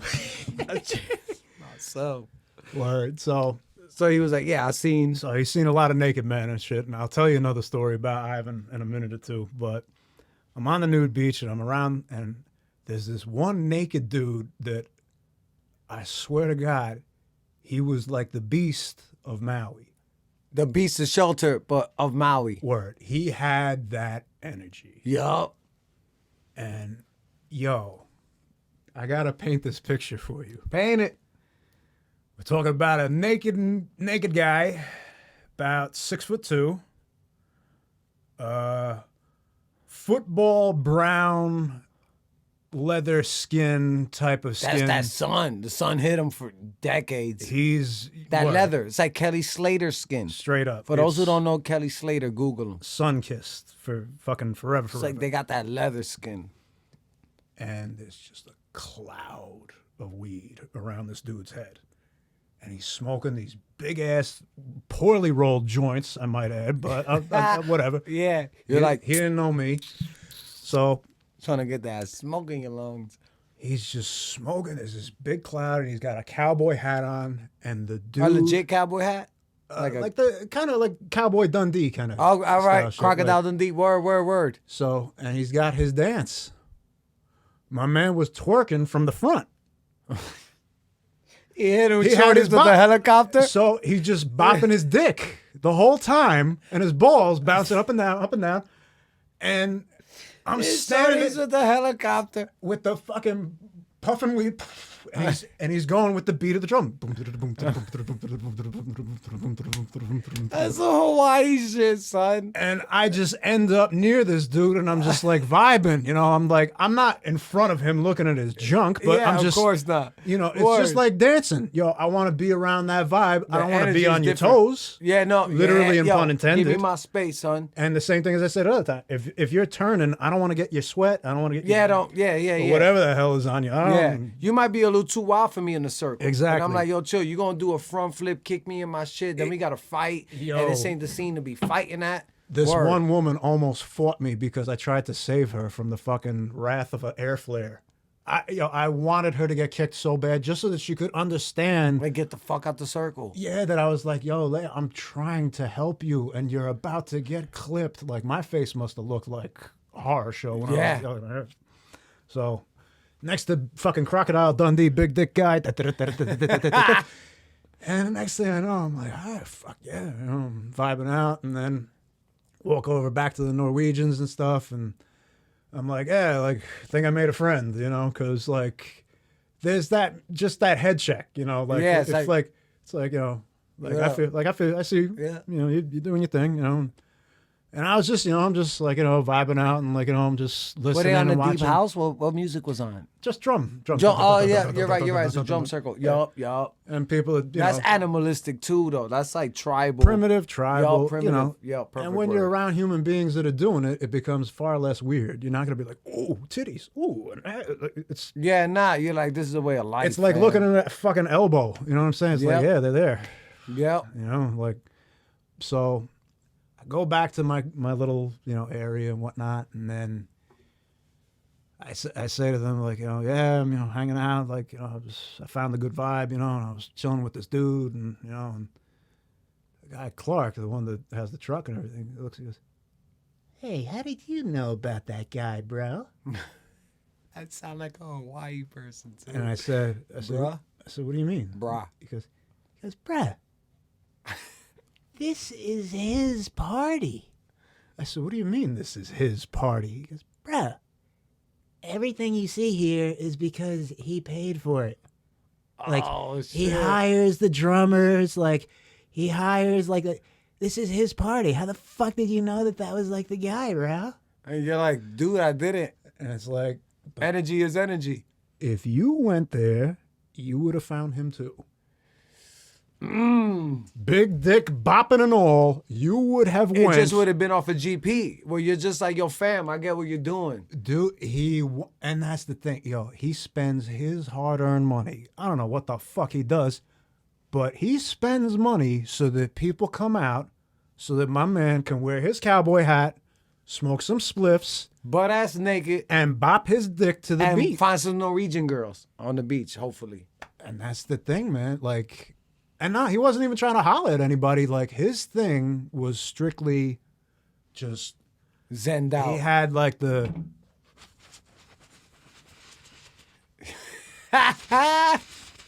Streets. oh man. He was on the mountain. In the streets. era of Corona, I'm doing this shit. bro. Don't worry. We disinfect Don't worry. everything. Everything you know? in here is sanitized. Yeah, it's a Don't very, pull I would eat off the floor. You can smell it, right? And It's sanitizing. yo, not for nothing, it reminded me of my Nonna's. Did it? Like, yo, It felt like, clean? It's immaculate, like level Good of luck, like, son. damn. I'm trying to keep it like that. Yeah. That's what I'm saying. I had people come here. I'm like, yo, look, fam, this ain't a dump. You come in here, it might look a little museum-y. It don't look like I live here, but I live in this building, in this house, right? But everything's clean, so don't worry about it. That shit'll get clean, so we good. Yeah, man. Yo, that's crazy. So now, because we could do this for forever, right? Now, other than Hawaii, where else have you gone? Let's just rattle off countries that you've been to. We'll just, all right. First one was Greece. Shout out to the Patosis family. Much love. And we're starting off from first place out of Jersey. The first time I left the United States was in 2004. I went to Greece. I already known you then. No. I kind of probably just met you. Probably just, because I was just formulating my B-boy style and like trying to develop like, you know, my signatures and just. So you went to Greece your first time ever out of the United States? Bruh. Fuck. The Patosis, my brothers for life. God bless them and their whole family.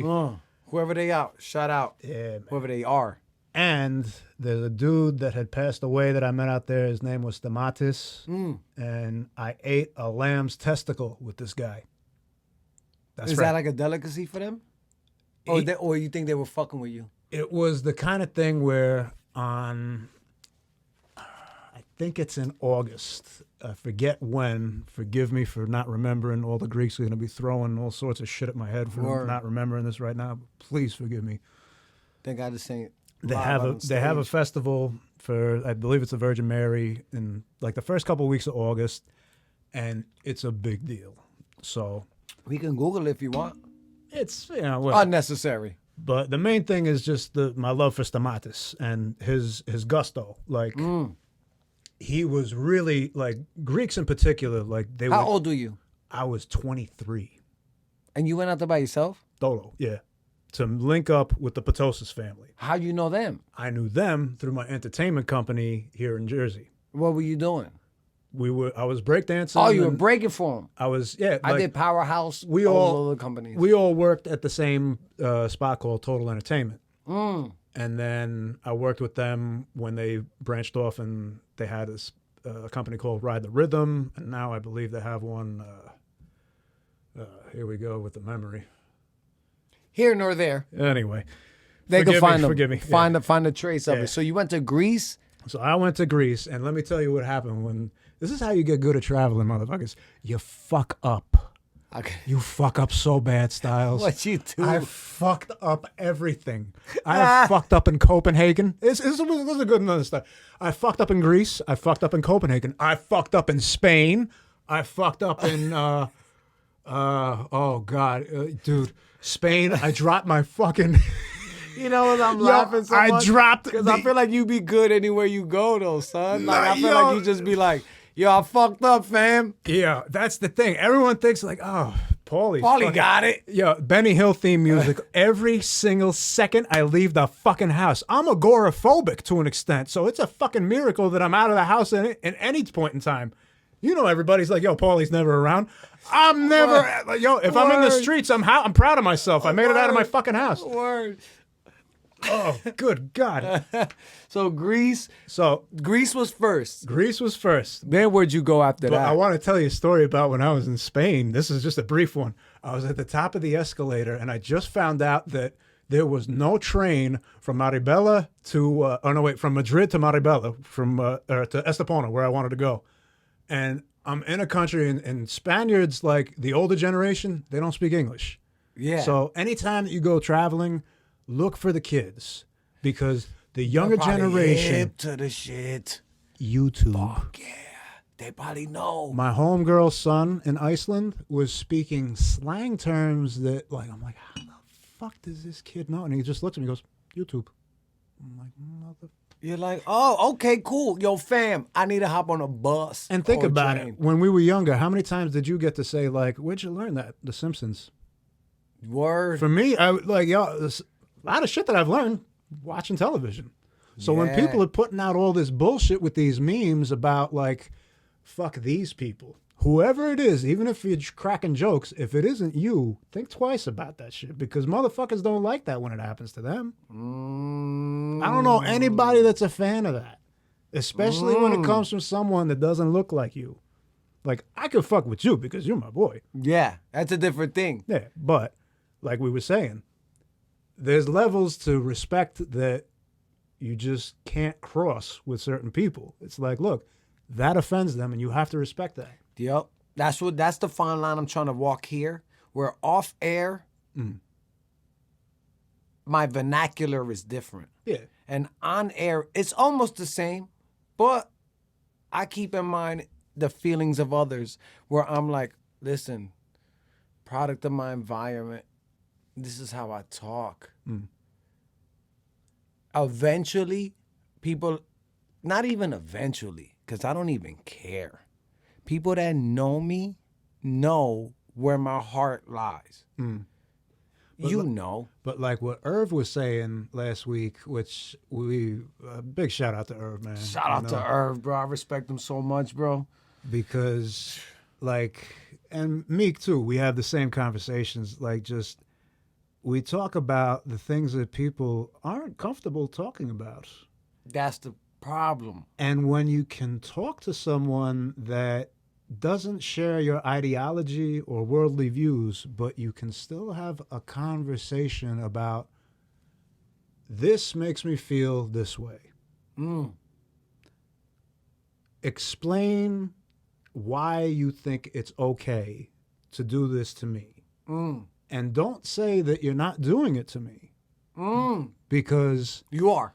When I leave the house, people don't know who I am. They see my skin, they see my face, and then whatever everyone else is pushing in your face or your own personal experiences, that can leave a footprint on people. And it could be a really ugly one. Yeah. So what I try to do with my life is not be that guy. Don't be that, fuck that guy. When you come to me, I don't want you to feel like this person doesn't accept who I am. So I gotta watch what I say. And then what are we talking about? Then we're both being fake. And you're not keeping it real, exactly. So I want people to feel that your skin color should not define who you are. But on the flip side, you need to be who you were before the world told you. Shout out to Bukowski. That's not mine.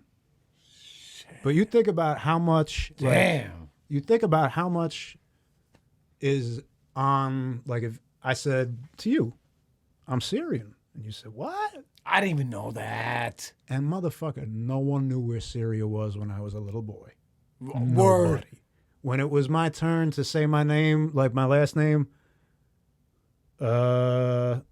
when you have that ethnic last name in an environment where it's not common, that's so crazy to me. Is it because I'm white though? Is it because I'm light skinned? And it's like you're hearing this, and it's like that's how I feel. And you see, it all goes back to one thing. That's how I feel.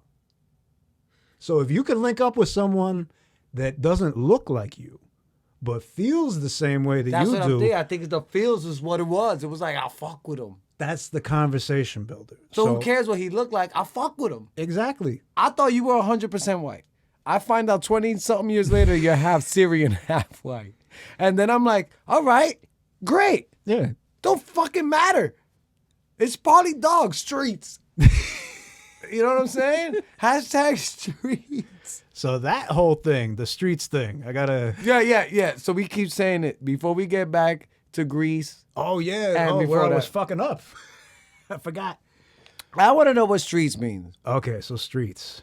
There was a candy commercial back, I don't remember how long ago. What do you mean candy? Candy. Like M&M's, Starburst. Skittles. All right, Skittles. Skittles. And there's this dude on a fucking razor scooter. Oh, no. They existed? With the bicycle helmet. Oh, no. And his girl is in his ear like, baby, you really need to get back inside, you know? And with this bravado, my man's just like, I can't turn my back on these streets, Annie. You know? And she's just like, oh, this motherfucker, you know, like, streets. And he does a bunny hop when he's running away from her. And he goes, I can't stay out of the streets, Eddie. Streets. And that was it. That was it. And now that's what streets is. The stupidity Of of it. it. Yup. The stupidity of it. Yup. But then, just like dogs, it's like, it becomes this whole other philosophy of like, he really is dogs. Like his mother calls him dogs. It's like, Yeah. and then it's like, he can't eat caffeine. So the streets thing just got bigger and bigger and bigger. And then it's just a thing. I can philosophize about anything for fucking forever. But the streets thing mainly was getting out of the house with my boy Kevin or like anybody else that was just a fan of moving. Like Doing something. just get out the house and have a conversation just like we're having. The walk and talk around the neighborhood and to completely observe though. That's my thing with street. Like, you know me, I'm actively looking for Everywhere. entertainment. Me too. I'm looking for It's the action. fucking best. I'm looking for things that people wouldn't even consider to be. A good time or like a thing to occupy your time with. I look at buildings a lot, and people are like, "Why you fucking take pictures of buildings and fucking alleyways and things?"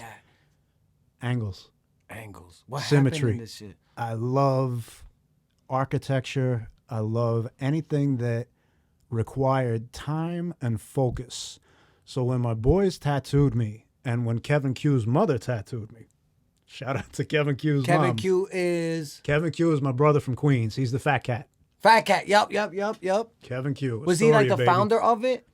He wasn't the founder, but he took it over. How legendary is Fat Cat? And then it's in Astoria. Like, there are so Astoria, many people Queens, in right? Astoria. Yeah, Astoria. I've been going to Astoria since like the mid '90s. My first girlfriend was in Astoria. Like, and Astoria is a good example of just the melting pot of this area. You know what I mean? Because it reminded me of Patterson in that there were Arabs there, there's Greeks there, there's Brazilians there. Like, yo, there's everybody. Yeah. Like, you can walk the streets of Astoria and hear like 100 different languages from one block to the next. Like, legit. And that's what I really enjoyed, like, going out with Kevin to Astoria, because it also reminded me of my childhood. Because after a hardcore show, you go outside because you don't want to be in there. It's fucking 3,000 degrees. You just hang out in the streets and you just act the fool. Street. So, yeah, exactly.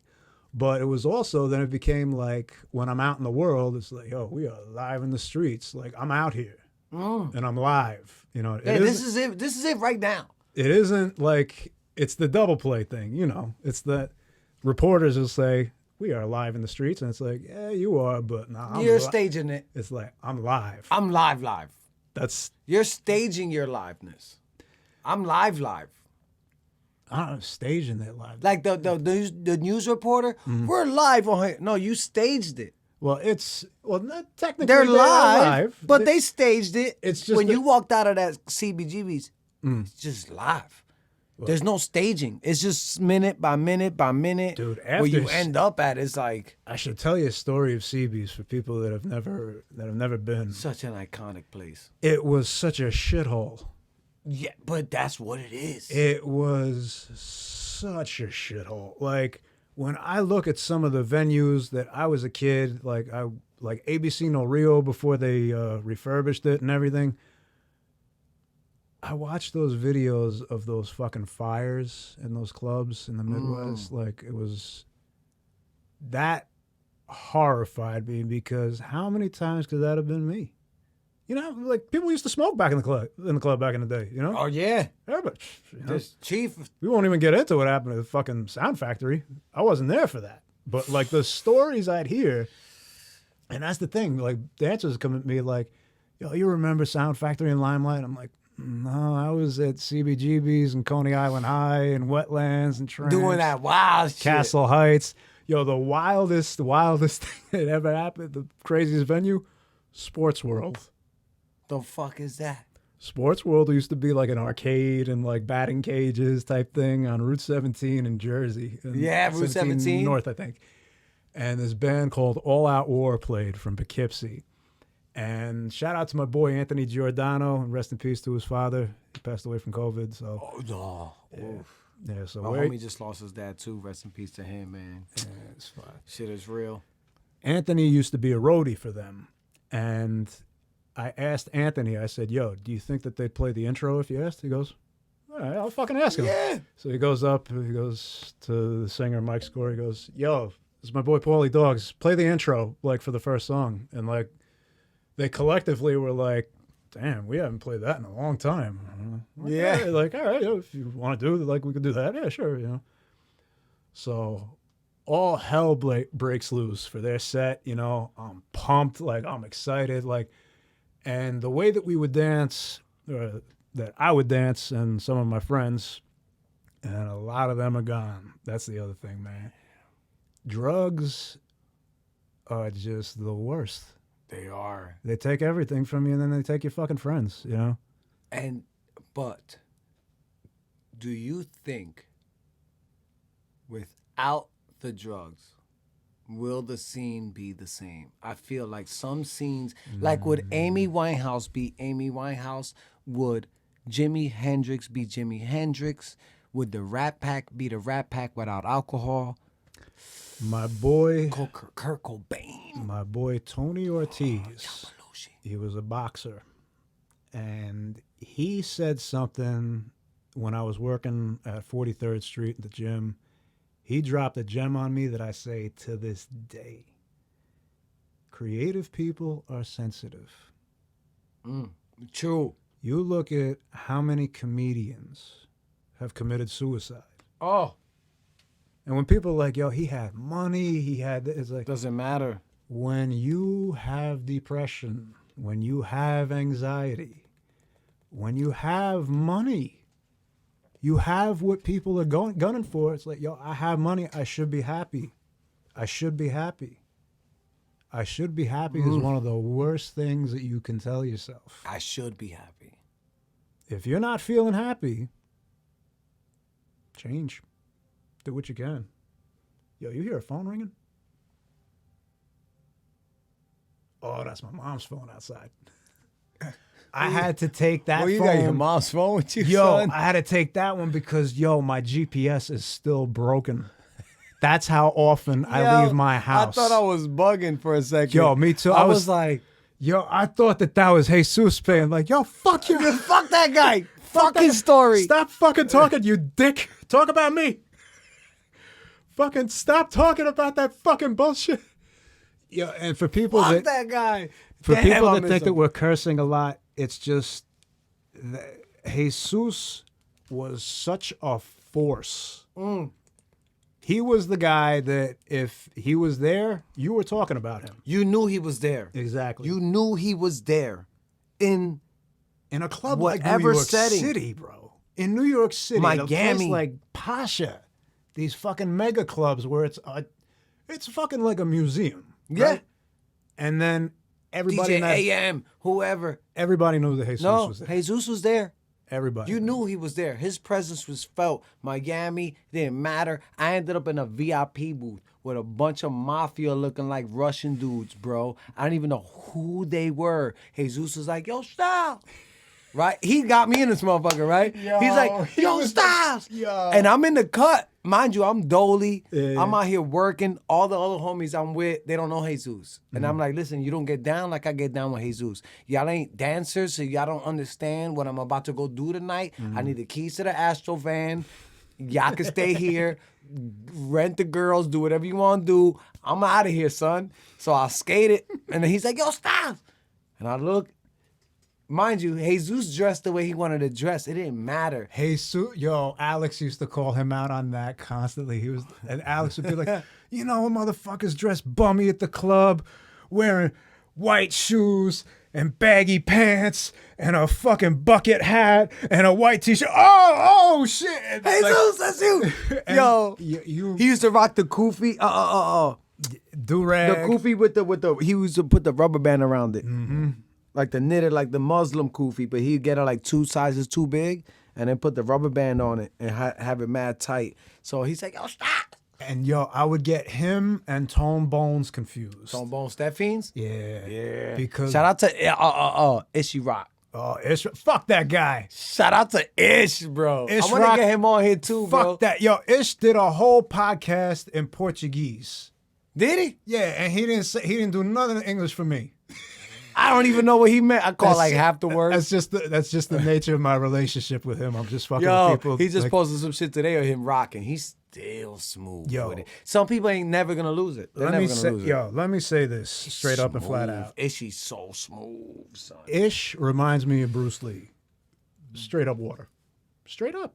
He would, Son, perfect analogy. and he used to give me shit because he'd be like, "No, I'm trying to get what you getting, yo." Because He's like my humble power and though. stuff. Yeah, he humble too. Nah, but yo, when you get him bro. mad, Oh no, yeah, I seen him. yo, he was one of my favorite people to see mad because, The best. and the thing is, I would scream, "This sucks," when the party wasn't, you know. Yeah, because there be times where the vibe wasn't right at the club. And yo, Ish would crack up, like you know, like I would catch him just like, "Oh, Paulie, man." Yeah, word. All right, so let's get back, right? So we went to Greece. All Well, right. you hear me? Yeah. I'm living vicariously. do- I'm you like, do yo, it I through went me. to Greece, bro. We're with Nah, the Potosises. We're with the Stomatis. I'm eating lamb testicles at fucking gigantic parties and shit. Mm-hmm. And just to give you an idea of passion and pride and like a cultural thing that you genuinely feel, I was asking them, like, I'm like, yo, what's some of the wildest shit that's happened on this day, you know? And my boy Andreas told me, he's like, a few years ago, we had some, you know, people over at the house and shit, and I always tell the story like the Potosises. Yeah, you got it. I You got made it. their mother pee from imitating her son. That's how, and that's the thing too, though. If I live with you, I'm studying you in ways that you are not familiar with. Word. It's just, I'm not doing it on purpose, but it's just yeah, my observations. yeah. A Some people download shit. I download everything. Mm-hmm.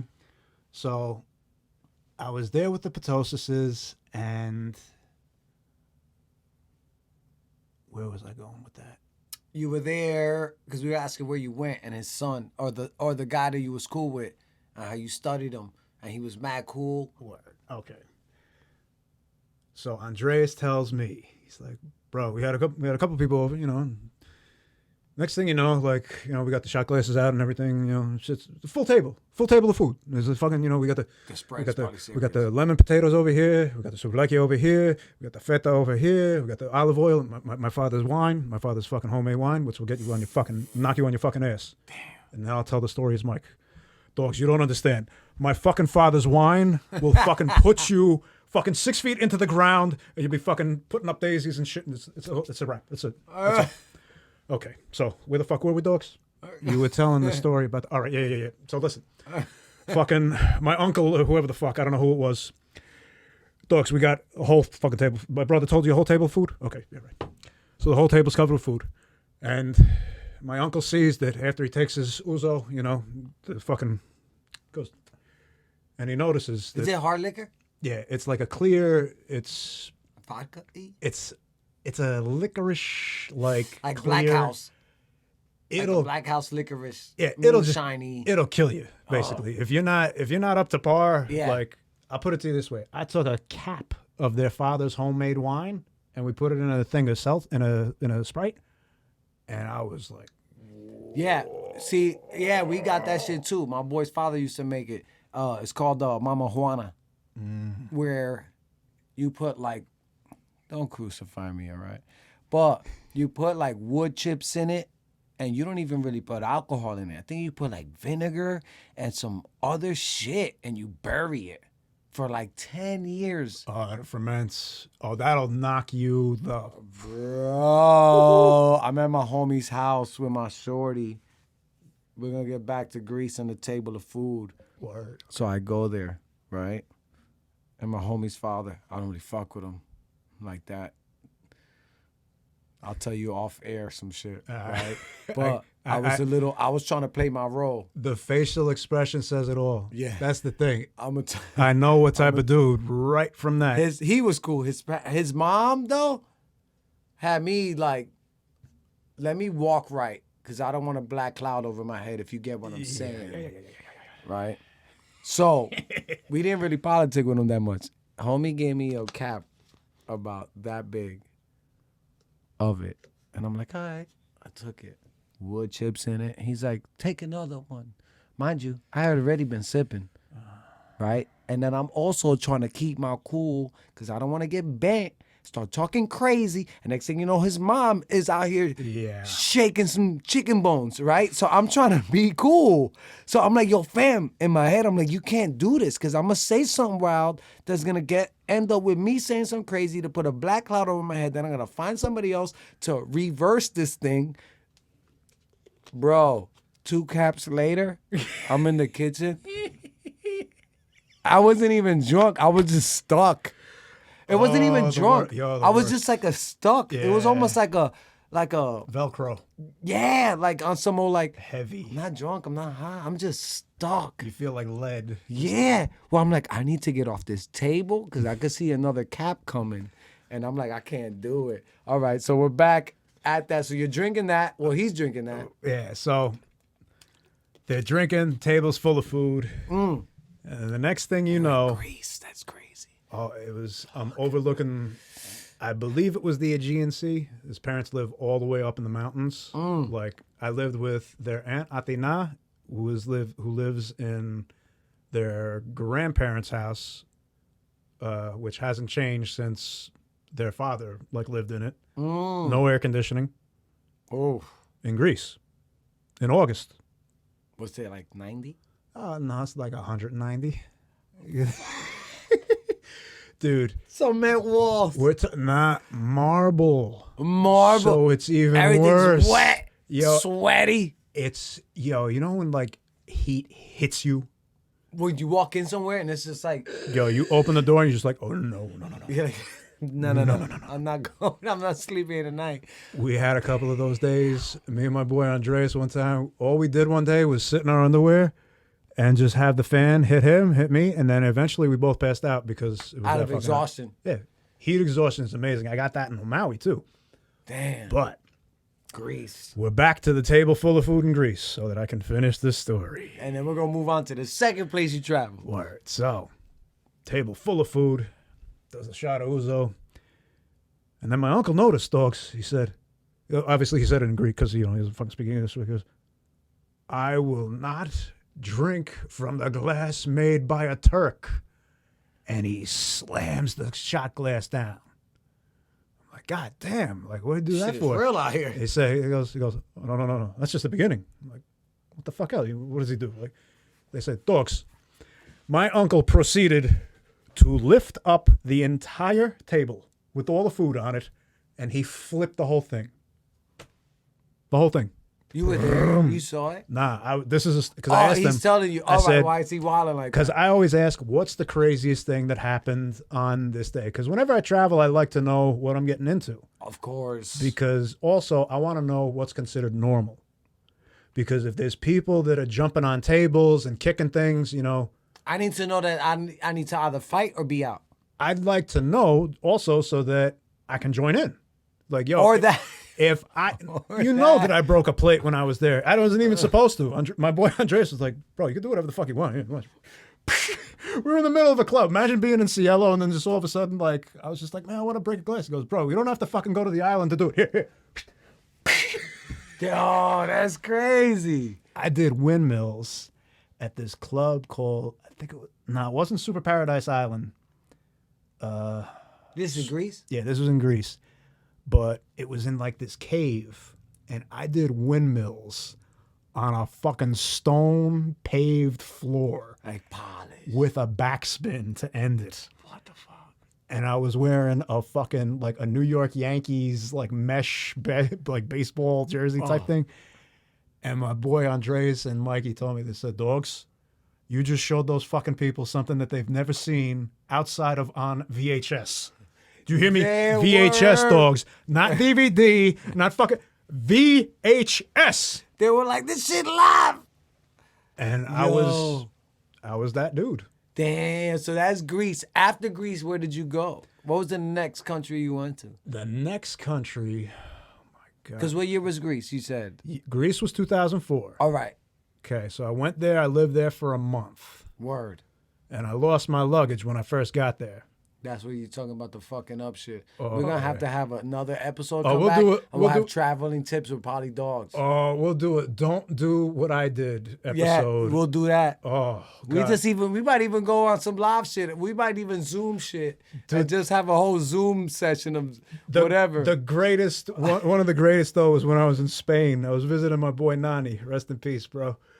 This fucking thing. I got my suitcase with the yeah, pulled up. with the stick, All right, yo. with the handle. I'm on an escalator. I'm at the top of the escalator. Don't tell me the handle breaks. And I fucking hit this thing with my elbow.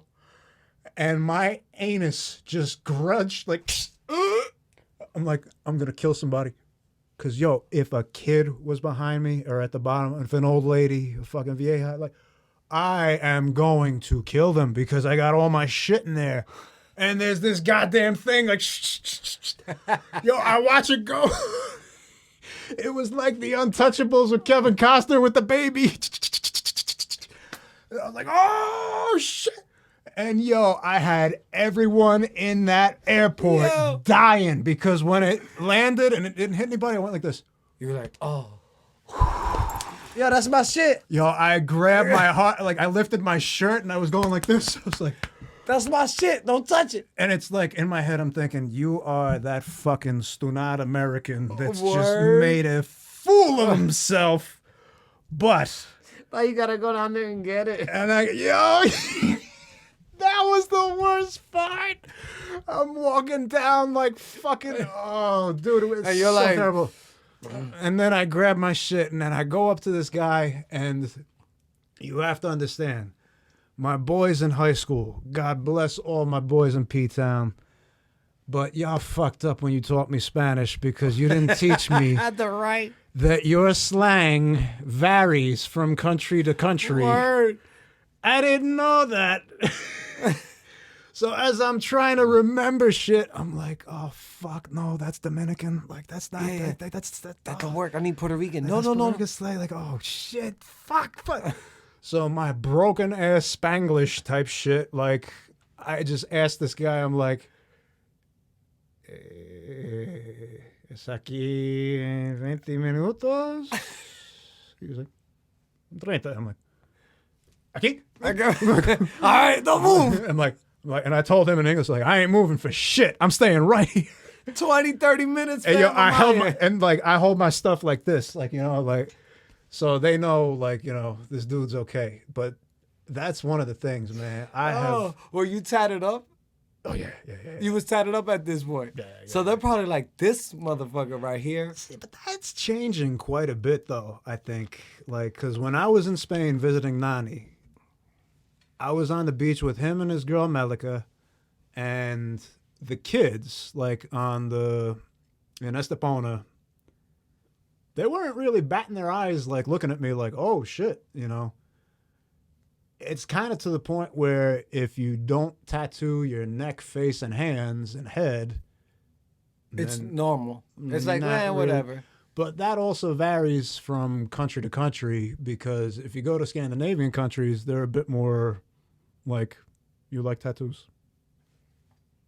And that's what I love about like the Norwegians and the Scandinavian like areas in general. Like, there's just this simple way of communicating without all that fire.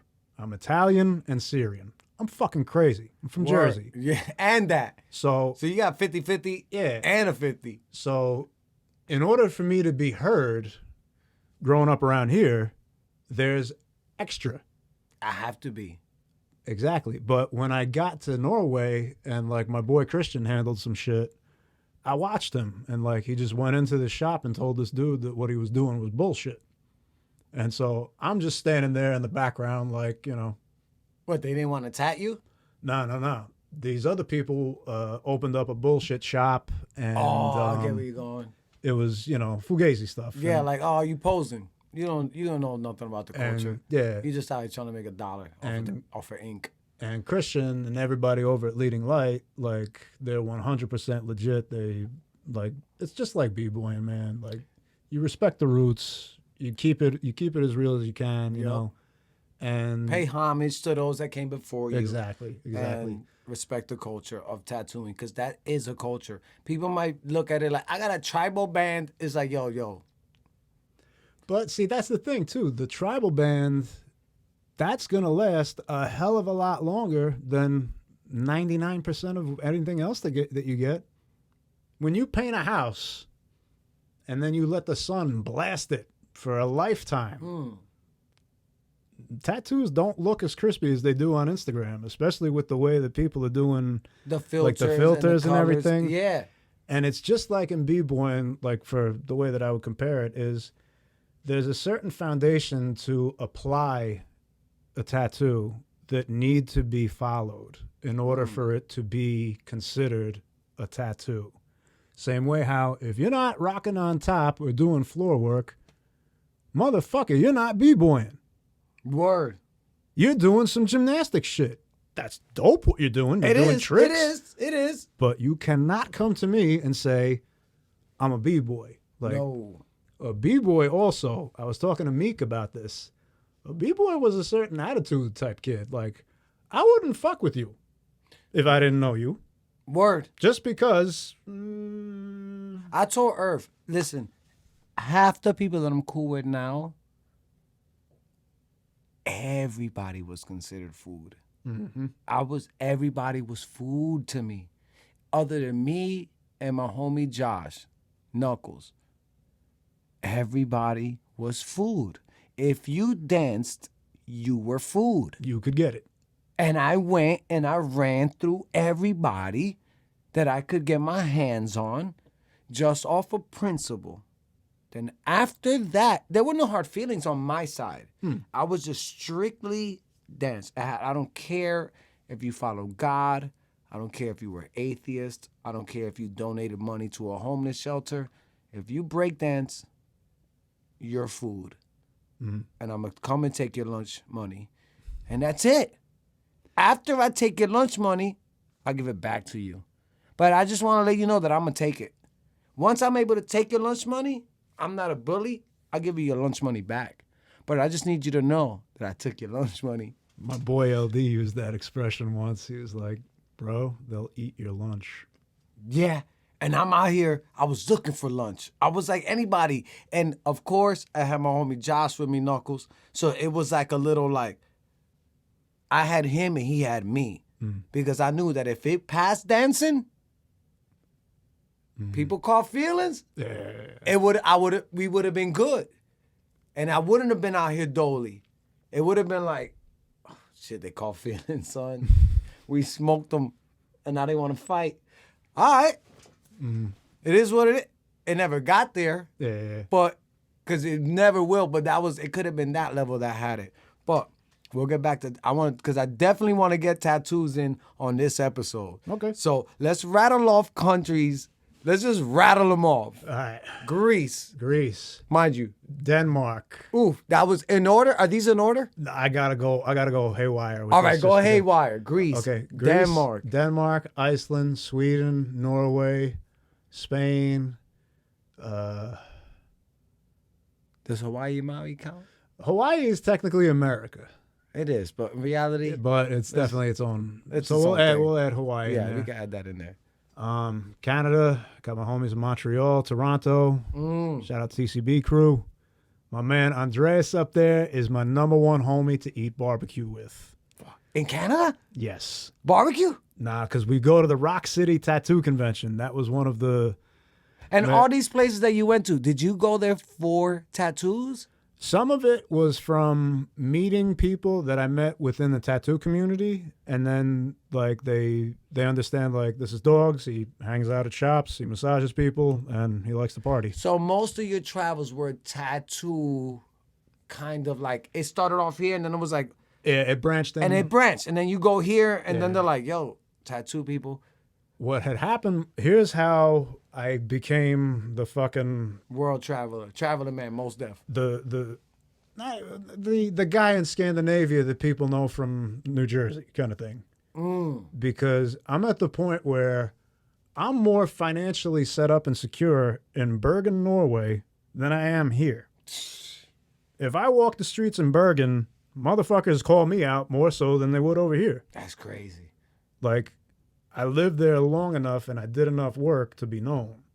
Off of just being a masseuse. Being dogs. Or being dogs, There's but a big it just so difference happens. between being a masseuse, because guess what? Anybody could do that. I know a lot right? of masseuses. Well, they I only ain't know probably- one me. They ain't yelling out streets.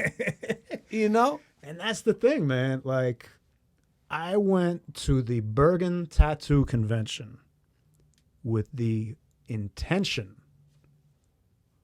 of invading.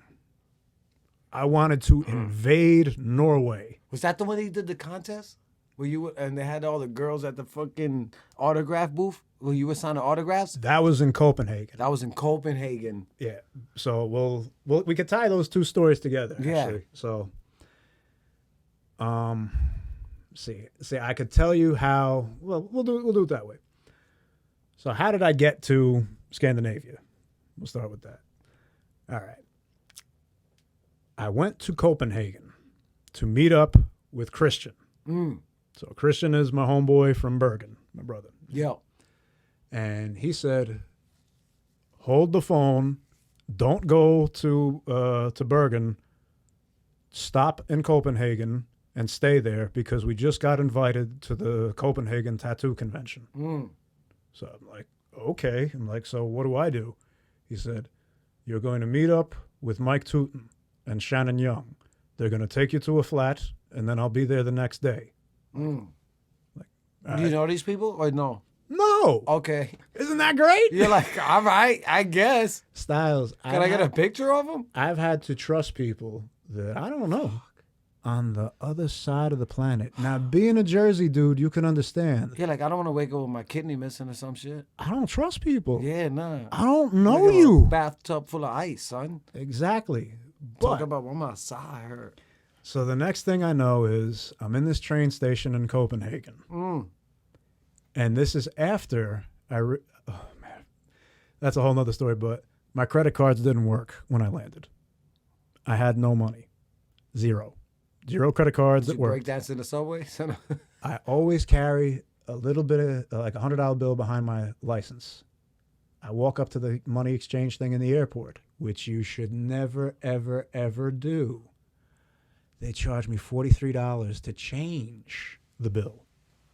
So I might as well just given them my fucking money, but I just told the lady to tell her because she looked at me. She said, are you sure you want to do this? I said, ma'am, I do not have any credit cards that work. No one is awake in my country right now. And I got a tattoo convention to get to. So You couldn't go somewhere and buy like a soda with a American honey and they give you like the equivalent back? motherfucker, you're going to come in here. Yeah, Let me walk into a 7-Eleven with some Danish kroners. I'll be like, get the fuck out of here. You don't even know what a kroner is. I know. I'll be like, get the fuck out of here. And that's the thing with traveling, You're man. Like, oh, shit. It's so an get your American shit thing. Right. You so think get like your shit right. it's money. No, get your shit right. No, that's not money. Damn, that's so you lost American that on it. money. So I get on the train. I'm a fucking mess, Styles. I'm really sad. I'm in another country. I don't know where the hell I'm going. And I'm going to meet up down. with the legend, Mike Tooten, the guy that I just met on Facebook a couple of days ago that doesn't have his face in his profile picture. Great. Perfect. I don't know what this motherfucker look like. So I get to the train station, and I'm like, I'm done, dude. I'm done. Like, I'm just mentally, like, physically, the Yeah. flight, the train, the money. the anxiety, That, man. you're like, oh, I'm an fuck anxiety this. dude. Yeah, I'm terrified. I know. I'm like, what the? I'm like, dogs. What the fuck did you do? Why? Why did I do this? Why do I think I can do these things? Yeah, you're like, know? what? I fucked up. Why am I here? And then, like an angel from above, I hear dogs. I look up and I see this cat wearing a purple Kangol, some fly specks, and a goatee, I think he had. And I was just like, I'm fucking safe. Thank God. Somebody get him some milk. Mike Tootin has saved me. He found me on the milk carton and he brought me back home. He called. So we go to the flat in Copenhagen. We do the convention. And that convention is where I did my hustle. If Dogs is in trouble, Dogs does not do this. Yeah. I can't do that. Yeah, word. I can't do that. That's Yeah. not me. I have to work. Word. So this pandemic is fucking me up. Word. That's So crazy. when I come back out, there's going to be a plethora of massage shit that I never put out there because I didn't have to. Because you were still living. You didn't have to go that level. You just keep I was shit in straight. the bag. Yo, I was straight with my clients. Like, put it to you, I was able to travel the world and not have to advertise on social media. That's crazy. I'm that fucking nice. And I don't have any ego about saying that. Yeah. It's just a proven It's just fact. a fact. I don't know too many people that go around the world and say, you know what? I think I'll crash here for a bit. And then people say, like, you should live here. You know how many times people tell me I should live in places? And I almost did move to Maui. I'm probably going to end up in Norway at some point in my life. You think you'll live there? Yeah. So, all right. So we rattled off. So Norway is the best one. So Norway, you think you Right now, it depends on what I want, though. And that's the thing. Like, are in the world in the pandemic and countries have different flavors and different offerings. So, like, depending on what you want, too. Like, if I want to go snowboarding in Norway in the summer, I can. and in the winter. Yeah. It's all year pretty much. I took a train from... Norwegian snowboarders are killing the Olympics, though. I massaged the Norwegian... an Olympic Norwegian skier. Bro, My boy, yeah. Another level. Yeah. I think Torsten Horgmo. I think he's Norwegian. Yeah. Torsten Horgmo That name. Good God, yeah. from Shredbots. Oh my God. He's sponsored by DC. He's my favorite. He's my favorite snowboarder ever, Torsten Horgmo. With snowboarding today, too, like, oh, thank you. You reminded me to tell you the Utah story. Ah! Real quick, though. Gotta get this story in. I can snowboard, you know. I skated my whole life, you know, and shit, like, but I had never done black diamonds. No? Never done black diamonds. And I'm out in Utah. I would think you would have did triple. See, that's the thing. Everybody thinks I'm wild. I'm in the woods. Shout out to my homie Oscar, Ellie, and Josh. I'm in the glades with them. the trees.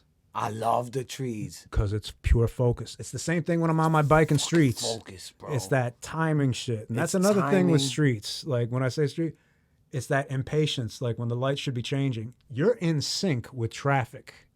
And you have to be, otherwise you're going to die. Yup. And I have to look out for people on their fucking phones. I got to look out for tires just going down the street. Fucking random tires. What do you mean tires? Random tires.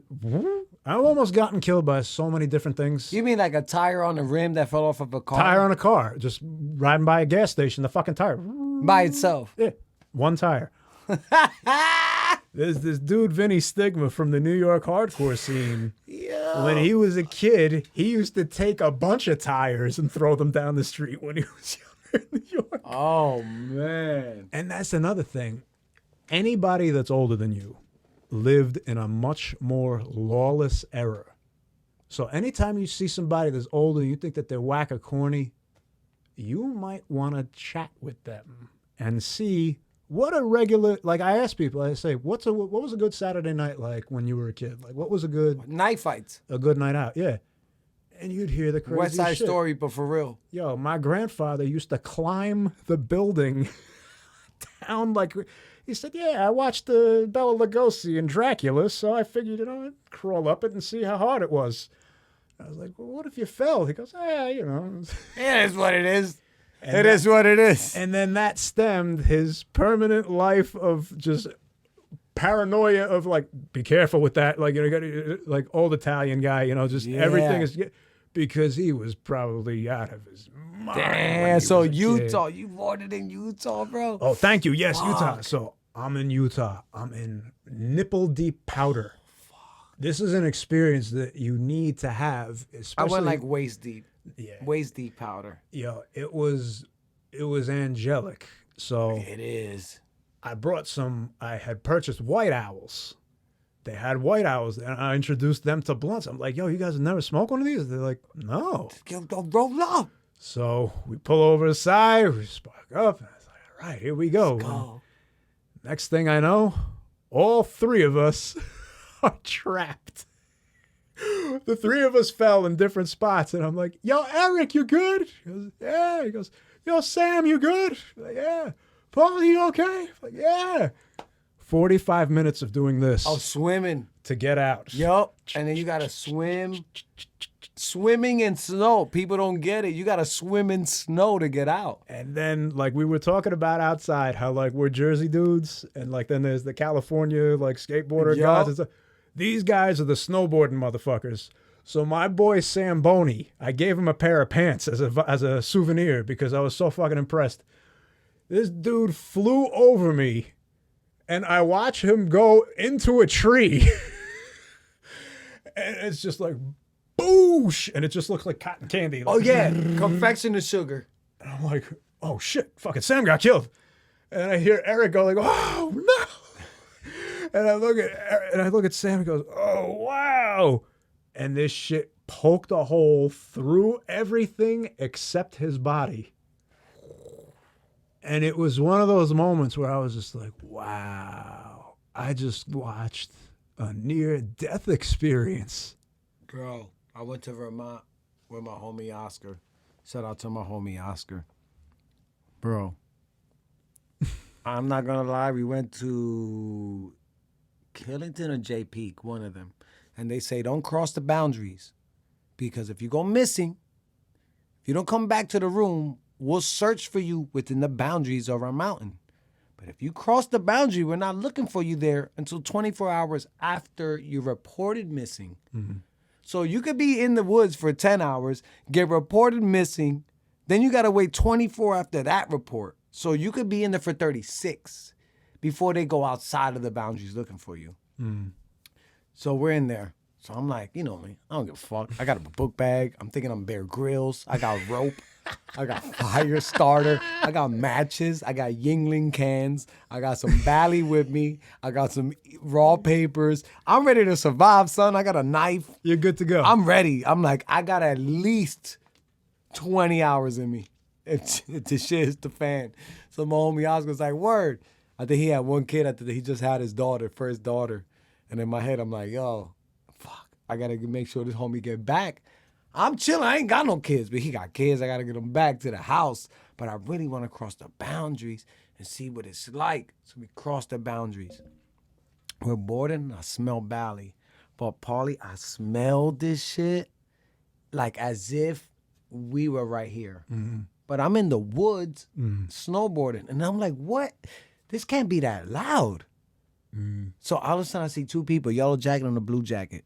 I'm like, oh shit. We board down. There's a fucking shack. All the bounds with like 40 people in there. And they're all like 50 years old. There was like 4 young people. Everybody else old as shit. Communes, bro. Just chiefing in there with their ski gear, snowboard gear. And I'm like, oh shit. It's a mountain thing. Like, you know, It is. It's like lot a of- freedom thing. Yeah. So we skated off, right?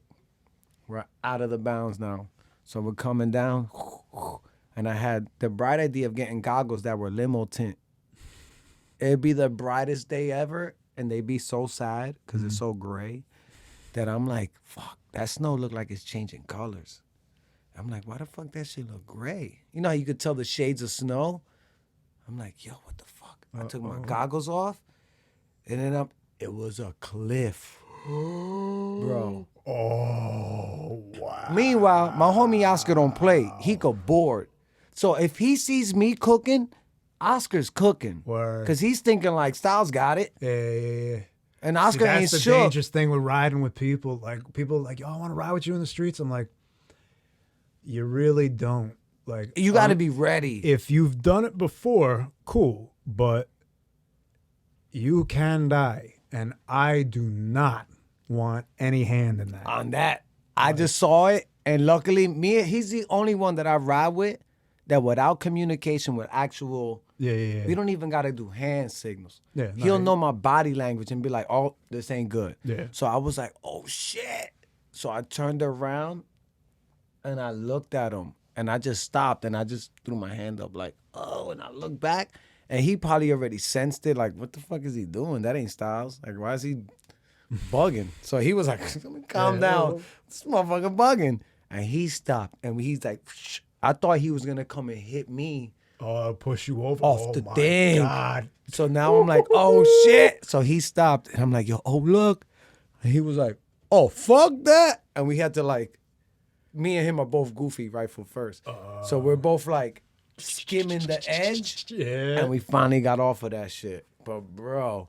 When I was on Maui, Oh, I'm in a U-Haul truck. Oh, no, I was in the truck with not Clark. to cut you off. I heard you could snowboard in Hawaii. In the mountains somewhere. Not on Maui. Oh, I mean, in Hawaii somewhere. in Hawaii somewhere, possibly. Like on maybe, a peak somewhere, I heard. Possibly, maybe. I don't. Fuck. Anyway, you in The dirt girl road. Danny that showed me around, I remember the first time she saw snow. She was like, "I see snow." Like most people, some people, stars, they never see snow their whole life. Crazy to me. Their whole life. But they don't understand the fun of it.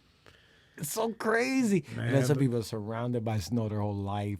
Like I remember when these dudes from Thailand, from Tiger Muay Thai, came out to. You went there? Nah, it was just Oh. on like from watching. I was about to be like, They went out to Montreal and they were like, "It's nice, but it's cold." Like they had never experienced that type of chill. walk you around know? in flip flops out there in Thailand. That's how it is in Maui too. Like you really don't wear too many clothes, you know. Yeah, So, white beater shorts, Yeah. flip flops.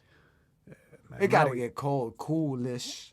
If you go like, there's certain spots on Maui where if you go up north, like if you not up north, but there's a spot called Kula, and they have like a vodka farm, a strawberry farm, a lavender farm. It's a really good place to take a date. So like, if you got people that don't want to do the heat, you could just roll through there. You could check that out, this and that and the other thing.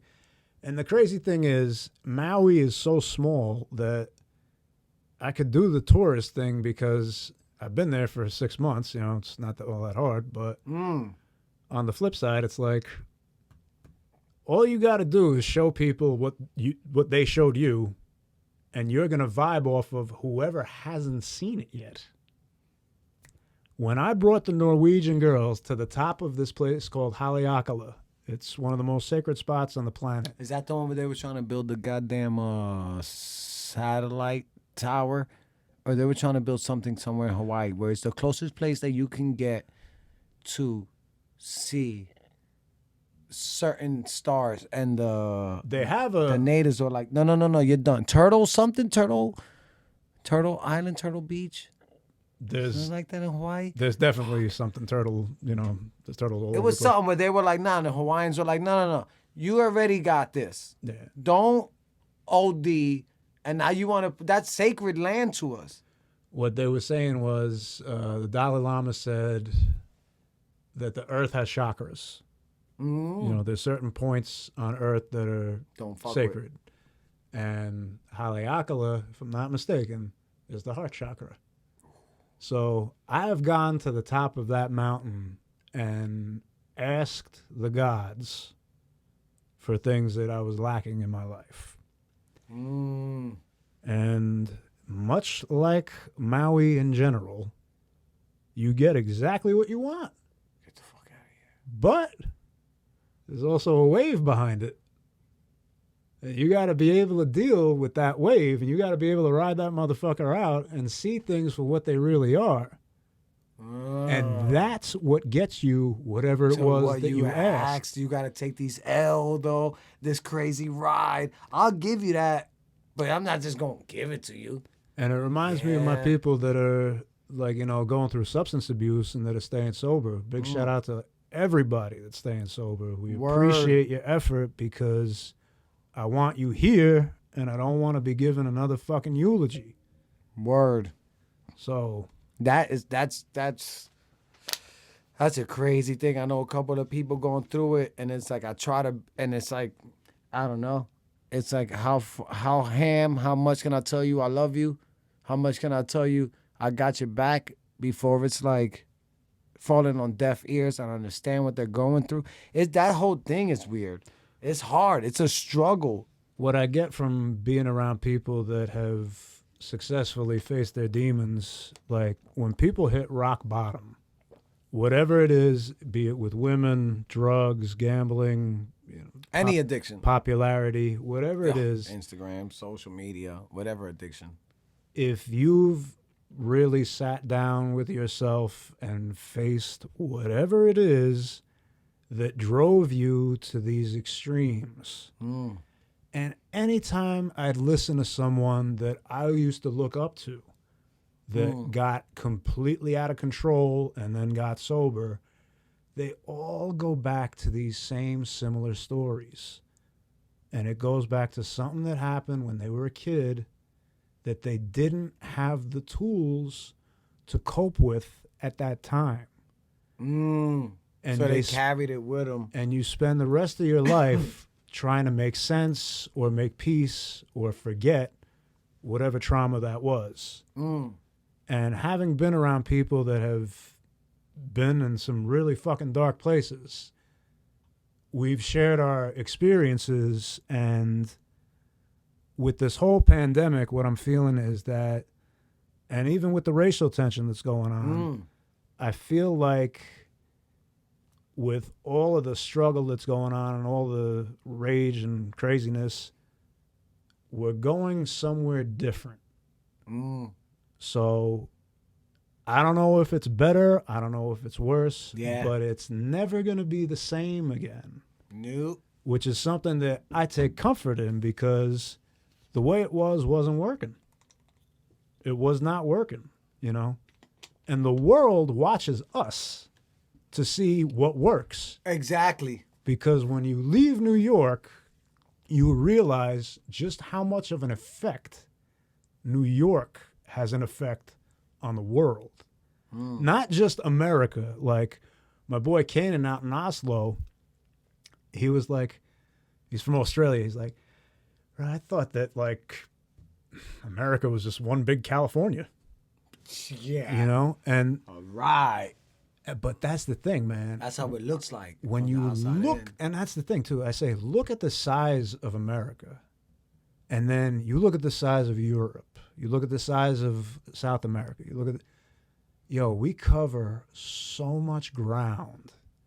How in the fuck are we all going to agree on anything? Impossible. It is impossible. And it's always, depending on where you're at, it depends, like, that's, it's a tell of who's on your bullseye. So, like, if I'm with a group of Italians, I'm going to be going at the ones that are doing some fucking bullshit with, like, racism and all this. I'll say, listen, you can't be doing that shit, Like, like, that's the thing. It makes us look bad, Yep. And there's that commonality. We have that in common. We're both Italian, but you're acting like a fucking idiot. Yeah, like, dog, that shit is over with. That thought process is done with. And then there'll be that beef, But then if you take those two, like if you take me and the other guy, and then you put us in a different group, they'll expect us to get along just because we're the same color. It's like, they're Italian. They're friends. It's like, I hate this fucking guy. Yeah, he's fucking racist. I don't fuck with him. I get along with you. I don't get along with him. Yeah. So that's the thing when people think that when you make an entire race labeled, like, these are white things. These are things that white people do. You're going to nullify any other culture that does that. So being the way, like, I'm Italian and Syrian. I wouldn't say that I'm white, but I'm white. Yeah. Yeah. I can say, like, for people that say, like, yeah, but you're white, you're right. And for people that say, you're not white. How crazy is that you're in the middle? Is that a compliment, or does that say something about you that says what you think about what white is? Like, clearly we've made decisions as a society what black is, what white is, what Latino is. Like, we have these things. Like, we can't deny them. But if you live by it and if you expect others to abide by that code, you nullify the individual. where the fuck am I if you're just looking at this? Yeah. And then fuck you if you're just looking at this. Yeah, because you don't know who the fuck I am. Exactly. You don't know where I came from. But then, when you have that anger, how are we going to have a conversation if we're both... Yeah, you're white. I'm Spanish. Yeah. You, And then, if I get into it, it's like, oh, like, let me tell you about my fucking uncle at a party. And then you tell me about your cousin that's, Oh, you thought when that was he crazy, drinks too much, bro. Felipe be wildin'. Yo, he took the mofongo and just straight up went like this. What? Dude, I'm fucking out the spot, son. And that's the thing. Like, when you find those things that you have in the common grounds. But this is the thing. We have them as humans. This is a human thing. Cool. Felipe is out here trying to stab somebody at the party because at the quinceañera because he's mad at whoever, right? He was talking shit. Fuck that guy. He was talking shit. Fuck that guy, man. Right? But then you got to... He should have said that. It's like, right? But then you got Italians at the crib. You don't think Italians trying to fuck each other up over lasagna because he tried to kick it to his friend? Oh, dude. It's the same shit. And that's the thing. It's a personality type. I say, like, I can find you in my culture. I can find you. Yeah. I know a you in my culture. Yep, I can find the party dogs in my culture. And if you wait, and if you just put aside all that bullshit that you think you know, and you just let that person be, and instead of waiting to go, ha, got him. Like, because everybody seems to be waiting for that got you moment. On that. This exactly. cancel culture. It's like, look, man, I don't know enough about anything to be so hardline on a subject that just came out. I'm not married to anything. I might flip-flop for all y'all listening. Catch me 30 episodes from now, y'all gonna be like, he didn't say that last time. He was so about Black Lives Matter. Or he was anti-police and now he's about police. Listen, I'm not married to any idea. I'm married to logic. Whatever makes sense to me, whoever side it falls on. But what I've enjoyed as I've matured, because this did not come, you know. Of course, yeah, nothing's overnight. What I've enjoyed is I try to argue the other side. Devil's advocate.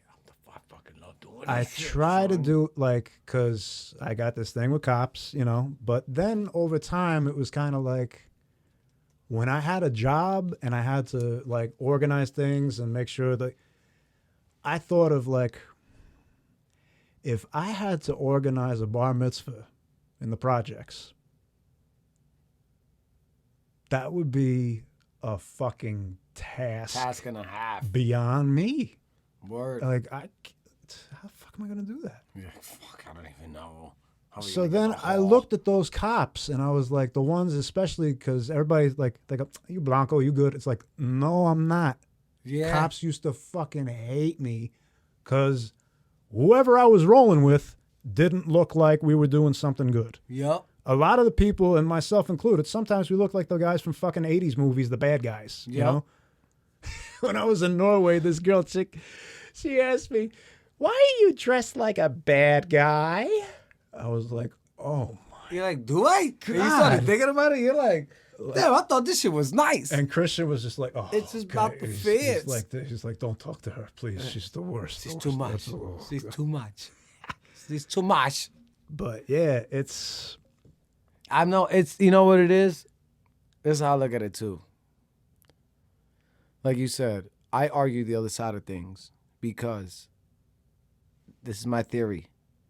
If everybody has a right to their opinion, but how valid is your opinion if you don't see the other side of what you're arguing against, not for? Because if you're arguing for something, obviously you're with it. You're with it.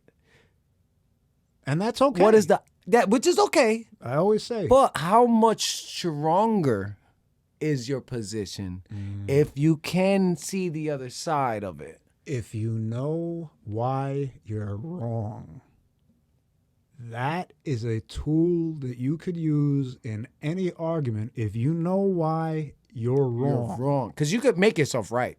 Everybody's right. Everybody's right. I'm right.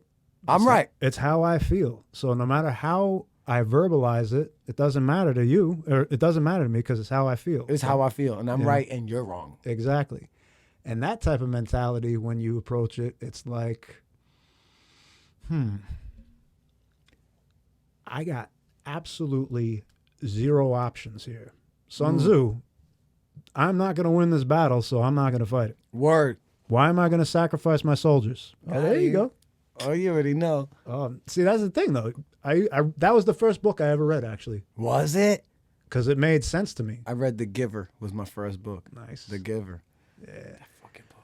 But it's the But kind you're of... right. You're not gonna battle a battle. When people argue a point, they'll usually accept whatever agrees with their global views or their ideology of how they see things. Yeah. And that's perfectly normal. You know what I mean? Like, people are going to agree with things that they vibe with. Yeah, we're tribal. Everybody's gonna go with their tribe. This is in our DNA. And then on what I tell my moms is, everything that you love about me, there's someone that hates me for that. There's people that hate what you love about me and that what I love about myself, what my friends love about me. There are people that hate that. That's fucking crazy, right? How But fucked up is that? it has to exist. It has to. It, It has to. for the world to be a place, Balanced. it's, look, There's balances to life. and you got to consider this too, man. Like, I know that we're having a fuckload of problems and shit is just wild right now. But when you look back at history, I'm glad that we're not impaling people and leaving them on the fucking New Jersey Turnpike so that people know, With their heads on fucking Yeah. spikes. you know, like Vlad the Impaler was such a fucking... Savage. Genghis Khan, savage. And that's another thing I wanted Chairman to bring Mao, up. savage. Yo, and see, how many people say that white people are the fucking, throughout history, are the The most savage. the worst, the absolute Bro, worst. you look at Genghis Khan, Chairman Mao. Yo, Their numbers are astronomical. There was this podcast recently about black people in tattooing and the tattoo culture. So I was able to relate to it from being a white boy in b-boy culture, house culture, you know? So I get being the odd guy out. And one of the things that she asked him was, how did she put it? She said, how do you feel about, white people that have, you know, that are covered in Asian tattoos, Japanese tattoos? Like, isn't there a cultural appropriation factor there that needs to be discussed? Maybe. And he said, nah. The black guy, the Yeah. black tattoo artist. Yeah, said Andre you- Malcolm's his name. Okay. And he said, Is he nah. good?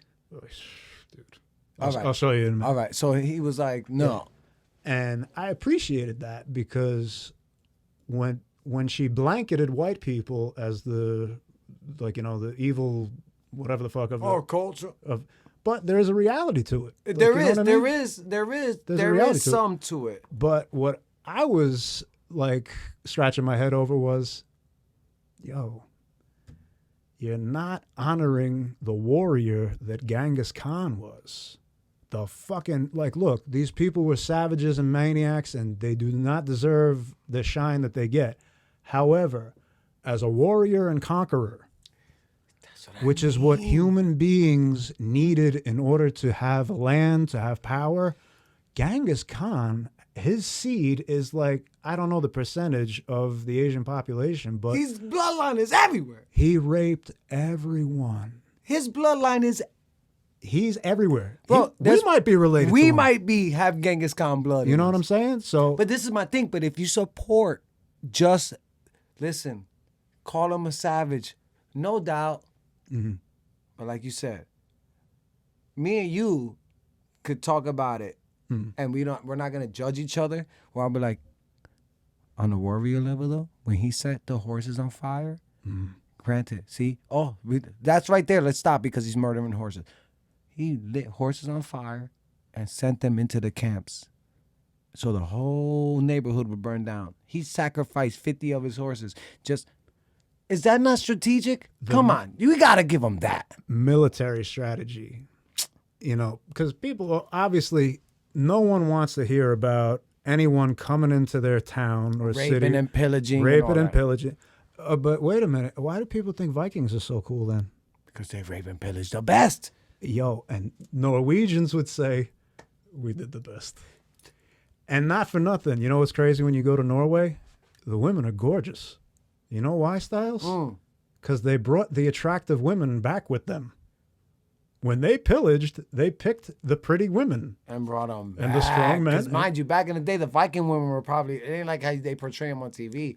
They were fucking Viking women. Dude, everybody isn't what they were portrayed on TV. Yeah, true. You know, like, you're right. The people's teeth had to be like, Probably crazy. God. The stench, the smell, the griminess of being on the boat for fucking a And month. that's the thing I'm saying. Like, yo, when people get so pinned into history, like, this is, I'm like, oh, man, I've never been there. I've traveled a lot, so I'm a lot slower to say, fuck everything, you know?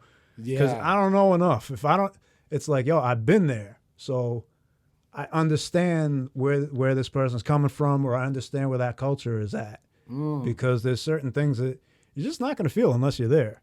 You know, if you've never been in a B-boy cypher, when someone does that fucking 90 after the end of a set and they fucking drill it like, like either we're gonna battle them or fight them. It's like, it's like I'm going home. It's like I'm going home. Yo, I have seen everything I need to see for this year. I'm good. That was fucking insane. People see, like, even now, Styles, I can't tell that to someone like some of my tattoo homies. They wouldn't understand that type of like B-boy cipher. But on the flip side, I could also say, you have no idea when you finish your bodysuit and you're looking at yourself like, I'm out of room. Yo, that's what I want to. That's my goal, right? I would love a bodysuit, right? Or not even that hem. I would go top of my toes on my foot, right? All the way up to like mid thigh, higher than my mid thigh. Like, you know, like a pair of pants. like a Speedo. Gotcha. Like where Speedo would end, like that high, like angled up. And I would lower back it all the way up to my collarbone, because you never know right now, job-wise, all the way down to here. But I am so worried about cleanliness. I am worried about ink. I'm worried about an artist not showing up for me. I lost $100 at a tattoo parlor. They still got my 100. If you want to know where to go, I know a lot of places. And that's the thing. One, I was not too satisfied with, but he was more cartoony. I didn't, I know everybody has their style. His style was that animation was almost like a caricature. The way that I would explain, fuck, I was a little mad. The way that I would advise people on tattooing is look at what they do and see if it looks like what you want. You know, like there's people that can do, like if you want a little infinity symbol or something, people can do that. But like if you're aiming for like, if you want a portrait or something, or if you want like a Japanese dragon or something, you might want to go to someone that really just focuses on that, or that has a solid background. Like 90s tattooers are a lot like 90s b-boys and house dancers. Play music, I'll dance, and it'll entertain the fuck out of you. I got you. No problem. You know what I mean? But now we're in an era where people can become just specialty. Yep. You got dudes that just do nothing but power moves. There's tattooers that just do nothing but portraits. There's tattooers that do nothing but biomech, you know? This is a forever, cool. You can get laser removal, which you did, which right? hurts. You took out the art of war, right? Yeah. I don't want war on my body anymore. No more war. Fuck, that's so deep. The word war is no longer on me. I had it on me twice because I had style wars on my thigh, on my hamstring. Yeah, but that was some b-boy shit though. Yeah. But you just didn't want the word war. War. I'm done with war. Fuck. Done with it. You know with what? I got some shit with some rifles on the back of my calf, where at the time I was like, yeah, but it still makes sense. Because I got out off air, I'm gonna tell you what I got for it, right? But this is my thing, right? Not only do I want a dope artist, I'm willing to pay and I'm willing to wait. Yeah. Right? But I want more of a legend than. Am I wrong? Am I wrong for wanting more? I'll wait and I'll pay for the artist's effort. Like I want, like the respect that he has is like, I want that guy to do the work because he put in work. And the only way I could honor his work is by waiting and paying for his effort and the years that he put in. So it's like, I want to appreciate his work, and I'm going to put this on me for forever. So here, yeah, I know this is stupid money. People are like, what the fuck? I got a homie that would have did it for $300. You get what you pay for. And it looked like he did it for $300. Exactly. Too. So I'm willing, but am I bugging that I'm like, I want a legend tattoo? Because I would want to go all across everywhere and be like, yo, look, this little thing right here, this one little circle that's made by some guy in the hills of Montana somewhere that everybody wants to get to and they don't get to. I just happen to stumble upon them. There's tons of people. You know what I mean? Yeah, there's tons of bugging. It really depends on what you want for, like, you can go for the look, you know, you can get, like, you just want to get a tattoo that looks like this. You want to go see the person, get tattooed, and that's that. Or you can do something where if you're going to do a really big tattoo, it's going to be pieced out over time. And then which I'm down. You're going to develop a relationship because this person is kicking the shit out of you and you have to stay there and wait. Yeah. Till they're done. And then you go back again. Yeah, I'm with it. And like I said, I lost $100. I feel like running up in there. One of these days, I might just Deposits are deposits. That's the fucking assholes. I dig it. I understand why I lost 100. It's a long story, right? One of the tattoo artists died at a really, really, really, really young age. Ooh. And his wife, he just opened up a shop. So he died young. I don't know what the circumstances was, but the guy that was doing my shit, that one guy started, he left.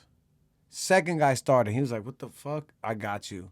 And hooked up my whole right leg. And even went over his shit. He was like, listen, I'm not even going to touch his work. I got to call him first. Yeah, it's... And he called him. He's like, listen, are you ever coming back?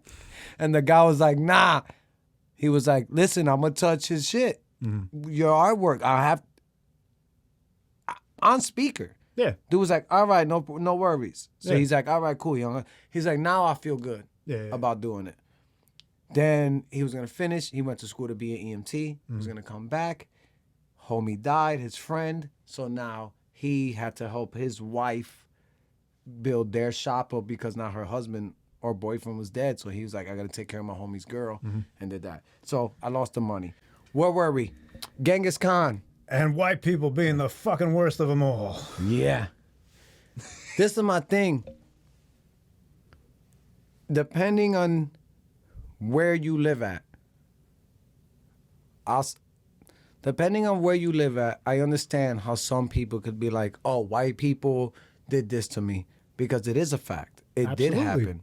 Right? But you can't deny that. you can't deny it. If you deny that, Then we gotta. Then then you're like, oh, I don't know where you stand at. and right off the bat, you're not listening to that person. That's the main thing. Like when someone tells you this happened to me, listen. I'm tired of people waiting to interject with it.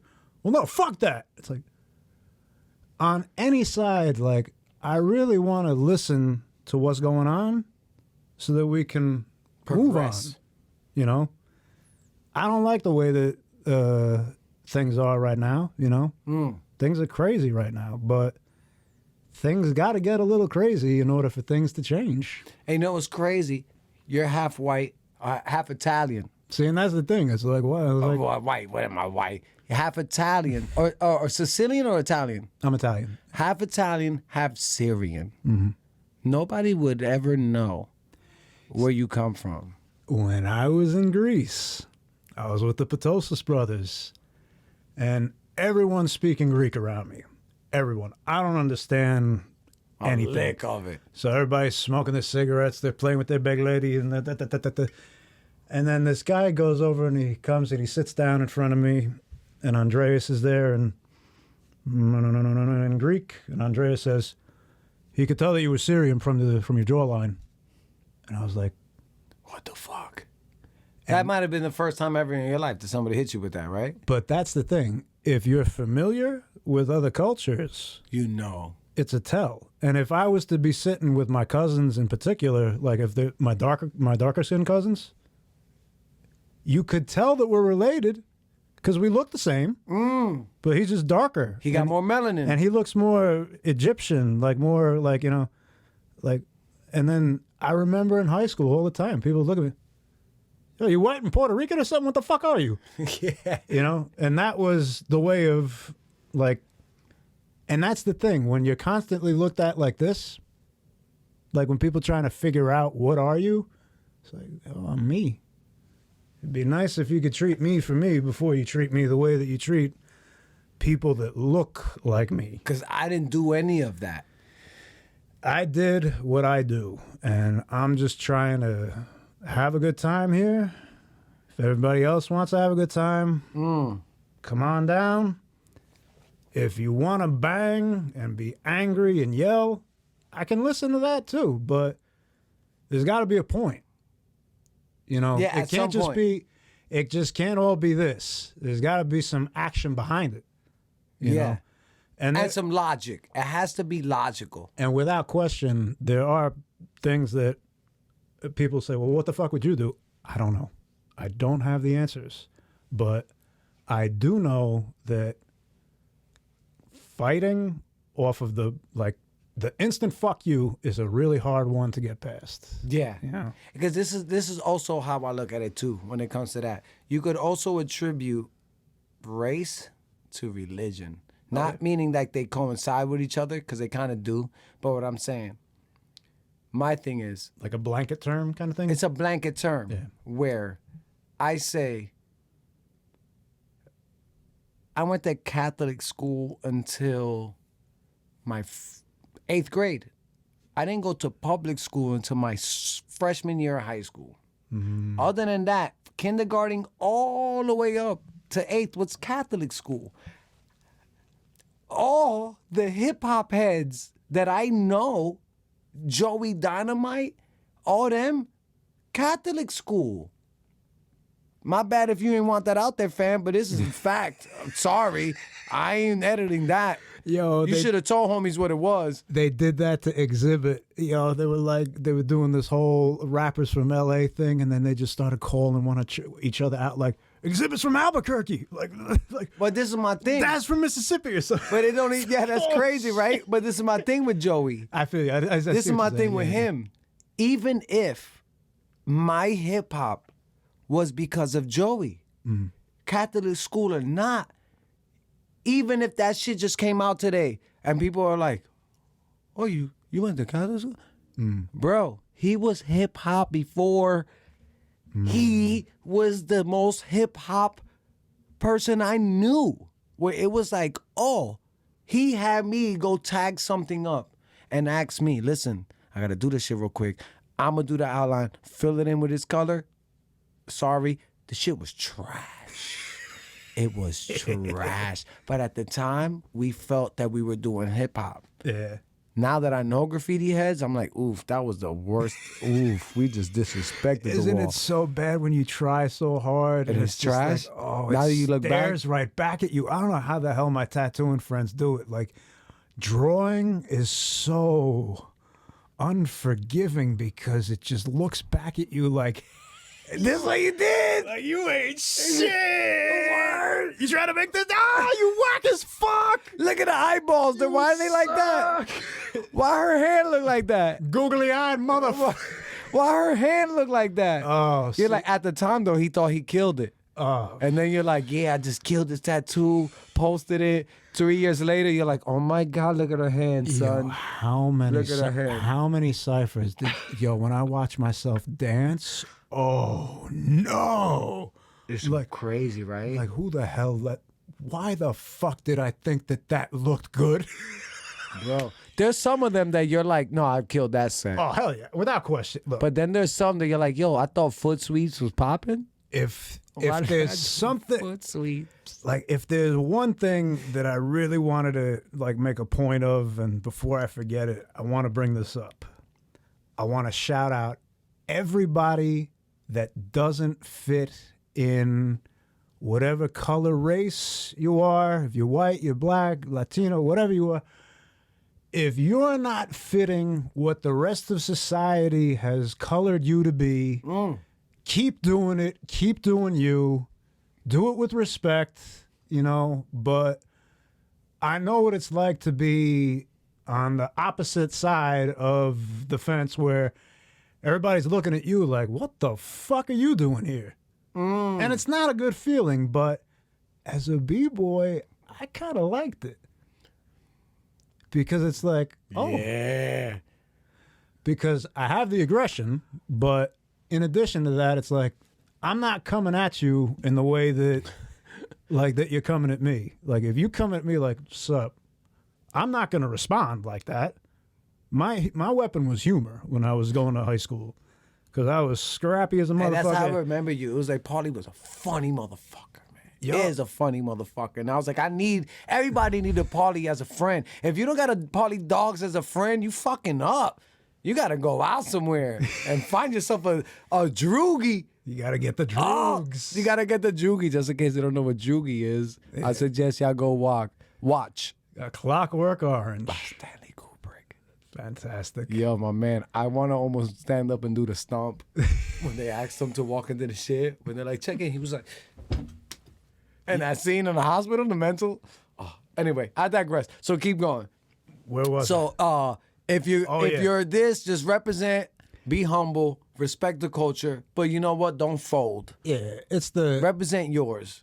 a popular term these days is culture vulture, which I get. There's Culture appropriation, definitely culture vulture. Yeah, look, there's people out there that are doing things that are from your family, you know, that go way back generations that they have nothing to do with. But if they really like it, like if it's art, if it's music, I'm not looking at something and being like, is the guy playing the guitar black or white? Nah. I'm looking at, do I feel good? Does it sound right? Does it sound like, do I feel like when I look at this tattooed person, does it fit them? That's a big thing with me and tattooing. That's a personal thing as well, though. There are so many amazing, talented artists today. It's out of this fucking world. But when I look at your tattoos, do they belong to you? I feel like mine do. And I wonder how, from a professional as yourself. I'm professional. Bro, You're you're being humble right now. Listen, what's your Instagram, just in case they don't know? Well, I got a bunch because I try to keep my my international profile up on the ups and up. But Mighty Joints NYC. You let them know what you want them to know. Yeah. Oh, that's the Instagram. Mighty Joints NYC. Yeah. And that's your tattoo? That's my, because basically what happens is a lot of people I meet on the road, and I don't want to have a private Instagram account. I want to have one that everybody can see. International. So International Party Dogs. My Mr. Dogs account is for people that I kind of know, because I got pictures of my family and stuff like that. Yeah, but of course. For the Mighty Joints thing, it's like, look, this is... I didn't even know that one existed. Yeah, it's like, that's my business name for when I go to like tattoo conventions and things like that. Mighty Joints I hear play on words. Is that what you mean? It's. Have you seen History of the World Part 1? No. Have I? I don't know. Shame on you. History of the World Part 1. Shame Who is on that? you. What Mel is that? Brooks. One of the greatest Jews to ever walk the face of the earth. Yo, Mel Brooks is like... History of the World Part 1? Yes. I'm assuming there's a Part 2? Well, yeah. But yo, Mel Brooks, like Jewish humor and Italian humor is very similar. Yup. So like, and if you're not into it, you usually fucking hate it, and Yeah, that's you're okay. not gonna get it. It's, like I get it. Like, look, I'm a fucking crazy guy when I'm around crazy people. Yeah. But if you're Why not? If Let's you're do it. if you're tame and like tranquil, I'm not gonna be as like off the walls as I am with you right now. But Yeah.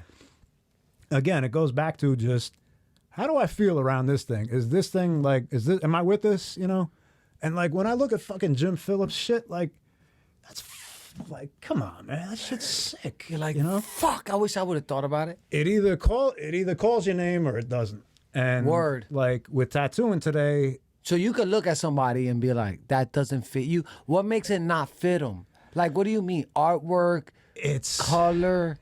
What do you mean?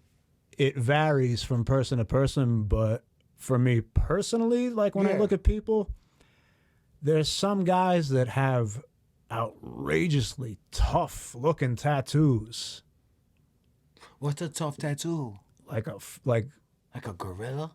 oh yeah, you can get like a gorilla fucking climbing a mountain with a girl, like, you know, yo, like. fam, you never did Brazilian Jiu-Jitsu. You ain't choking nobody out. But see, it's strange. I look at it from like more of the Guido aspect of it. Like my cousin Anthony had that Jesus head. You know, I don't think of it as like a hipster thing. And like, you know, from my childhood, it was more. My cousin Paulie was a biker, and he got tattooed, and my mom. Biker like motorcycle? Yeah. Or like bicycle? Motorcycles. Motorcycle, Yeah. okay. So my mother like flipped, and he got it when he got two. He got one crawling tiger. By How many siblings you have? I have one. My sister Jeannie. Okay. Yeah, and She tatted up? she has some tattoos. Yeah, Some. Not as... Not- well, that's not fair to say to you because you're like, There's- there's no room left. what was a feather in my cap was when my boy LD, he did a lot of the work on like my chest and arms and stuff. He said in his shop, he's like, bro, there's not a lot of people like you on the earth. That are what? Willing to full body? Wall to wall tattoos. I don't I have. want to do that, but I'm scared that the artist is not going to be there next time. What you have to do is. Fuck. You had a bad experience with a poor businessman. That's how I feel. Yeah. So, what you do know me. That we're You going to could talk about that you could off explain air. what you're looking to get, and Yo. I can point you in the right direction. We'll But do that. one of the other crazy things, which is worth mentioning, is tattooing is a lot like everything else in this era. How many barbershops have you seen pop up over the past, decade or so? Fuck, 1,000,007. Like, Everybody's a tattoo artist, especially when VH1 gets behind it. and the thing is this, I compare it to something that I have a say in, which I would say is b-boying in house, because, put in enough work in that to have a say. When everybody's invited, it's going to be different. When it's no longer exclusive, Oh, yes. So I'm out of this party, bro. when the house scene became like a Mickey Mouse club, That's what I'm saying. I said, yo, this shit's corny. I'm out. I'm out, and I like- never went back. I love you guys. Yeah. From the bottom of my heart, I love you. I love everything that we did here. I love everything about it. But if my heart's not in it, I'm not there, I'm fucking out. which is a good thing in some respects. But I got to tell you, if I don't want to be someplace, I'm not going to be there. I'm not going. Yeah. Like, I'm the guy who'll show up late to a party. Sorry, I didn't get. I just didn't want to come. I might even hit you with a stupid ass excuse. I'm filming an episode. Like, yo, fam, your podcast wasn't even popping yet. It was like, that's what I mean. But it's like,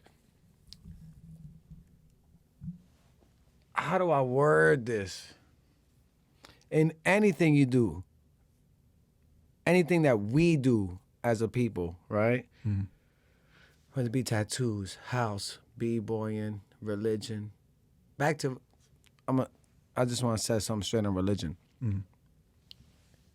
I am confused, right, by how someone can say that their religion is right. They'll go to bat for their religion, right? But I say this. Let's say you were born in Puerto Rico. 99, goddamn 100% you're Catholic. Yeah. And now what? You grow up through generations and generations and generations. You're Catholic and this religion is right. This is my devil's advocate in my logical brain. If I was born in Iraq, I would have been reading the Quran. I would have been Muslim. And it isn't because this religion is right. It's because of where I grew up. And what did you do to do that? I love asking people that question. What did you do to be Puerto Rican from New Jersey? Nothing. My parents. I was born in Puerto Rico. Thank God. Oh, no shit. I could claim it. But I came over here when I was 6 months, but whatever. I was born in Puerto Rico, dog. It still sounds way cooler than being born in Right? fucking Jersey. It's like, where were you born at? Raritan Center, Perth Amboy, New Jersey. Nah, You said, dog. I was born on the island. Yeah, I was born in no. Caguas. I'm from the island, okay? Yeah. I was born in Caguas, Puerto Rico, son. Shout out to my father in the camps. They didn't like him because he was dark skinned and he lived in the mountains. And they called him the mountain homie. They were like, homie was a nice term. They called him the mountain something. Oh, okay. They called him the mountain something, derogatory term because my father came from the mountains. He's told me stories how he had nice shoes and muddy shoes because he had to walk to school and it was all muddy. Mud, right. So yeah. he would throw on his shitty shoes. Man, he was like the dude with Tim's in the club in the 90s. Son. Yo, he I would got walk, one pair and there was that I a sewer by the school, right? A sewer that no longer worked, like the water was diverted, so the sewer was empty, like the cement. So he would put his mountain shoes in the sewer and put his dress shoes on, like it's nice, and walk in just so he wouldn't get picked on. And then there was another homie that lived on the mountains with my father that didn't give a fuck. He said, "Yeah, I ain't gonna talk shit about me no more." Went to school with a knife. Somebody says something like, "Yo, what up, mountain?" Because there was even race. Think about that. There's racism there's classism. It ain't even racism, it's classism. There's a different thing between being racist, where we're too busy arguing over race, which is a thing. But what is even deeper is economic racism. Listen, a rich Puerto Rican does not like a poor Puerto Rican. A rich white person doesn't like a poor white person. You think they care about the people in the hills of West Virginia? Well, here's another thing. No way. Here's a crazy thought, though. Am I bugging? Nah, I don't think I'm not at bugging, all. son. But here, being devil's advocate, Let's do it. I'm all for it. should you care? Should I care about? Anybody that isn't you, like, I feel like I should care for human beings, regardless of your color, race, religion, your money, how much money you got. I still fuck with you. If you're cool, you're cool. That's how I look at it. when people say, like, you don't really care about this, whatever it may be, like whatever movement you're getting behind, if you're vegetarian or vegan, it's like, no, you're not really about this, When people question your heart about, like, whatever your cause or purpose is, there is the question of, do you have to like everyone? And the answer is no, in my opinion. Yo, maybe. Because You don't. But I have to extend on that. Yeah, Because elaborate. It's like, yeah. Because it's like, look, man, I have known a lot of people of all different colors, and not all of them were nice. Some of them were black, some of them were white, some of them were brown. Of course. So we know this. We know this. It's automatic. But when I expect you to like me, even though I'm mad at you for not liking me. How does that work? Exactly. That don't make no sense. But also, we have preferences in our lives, There's going to be people that you hang out with because you enjoy hanging out around those people. And it has nothing to do with your financial or your religious or your race or anything. It's just good vibes. I like hanging around these people. And it's simple. It's cool. It's simple. Yeah, it's simple. But we can make it a hell of a lot more complicated if we attach these. Stupid labels. Exactly. It's like, if I'm going to assume everything about you, just like I take a shot, like, okay, I see him, like, all right, what is going on in my head isn't who I am, but you're gonna tell me that. You know what I'm saying? I'm not gonna let what everything My is. preconceived notion, tell me. I'm going to let Exactly. you tell me what kind of human you are. I'll let you tell me who you are. But if you happen to show all those ugly sides that are attached to Whatever you look whatever like. that's I when like where it's this just is going. like, Fuck. do I want to be that kind of person that is spreading that type of mentality?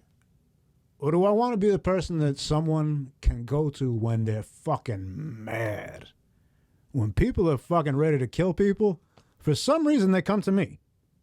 Because they also know that I'll listen no matter what your situation is. I'm not going to judge you because you need help. You're my friend. I'll listen to what you got to say, you know? And we need a lot more of that opposed to sticking out your chest and saying how you're hurt. But you definitely We get it. but then again, it's like, Do we get it, though? there's levels of that, though. There's It's like, lots yo, of- did you lose your brother? Like, was that your father? Was that your mother that, like, got... So, again, we need to stop thinking that we can just put a blanket over everything and be like, everybody's got to be like this. It's so new. It's so nuanced. Yeah. It's so like minuscule on the argument that you could have for everything, where you could like break it down to that level, where it's microscopic. Every issue, one issue could get broken down 30 times, 30 ways. But then how in the 2020, everybody's on the go, cancel culture, you said something wrong, I think that a part of it is a desire to attach themselves to the belief of whatever their team is rooting for. tribal. They want to attack, like, I'm with this cause. I'm tribal. This is my tribe. I am with Black Lives Matter and nothing else. I am with Second Amendment right to bear nothing else. First Amendment freedom of speech, nothing else. It gets crazy. With the Second Amendment thing, like, I could never forget. Like, I don't watch those videos of, like, the kids getting shot up, or I haven't watched the, like, any of the videos. Like Columbine and... See, all right.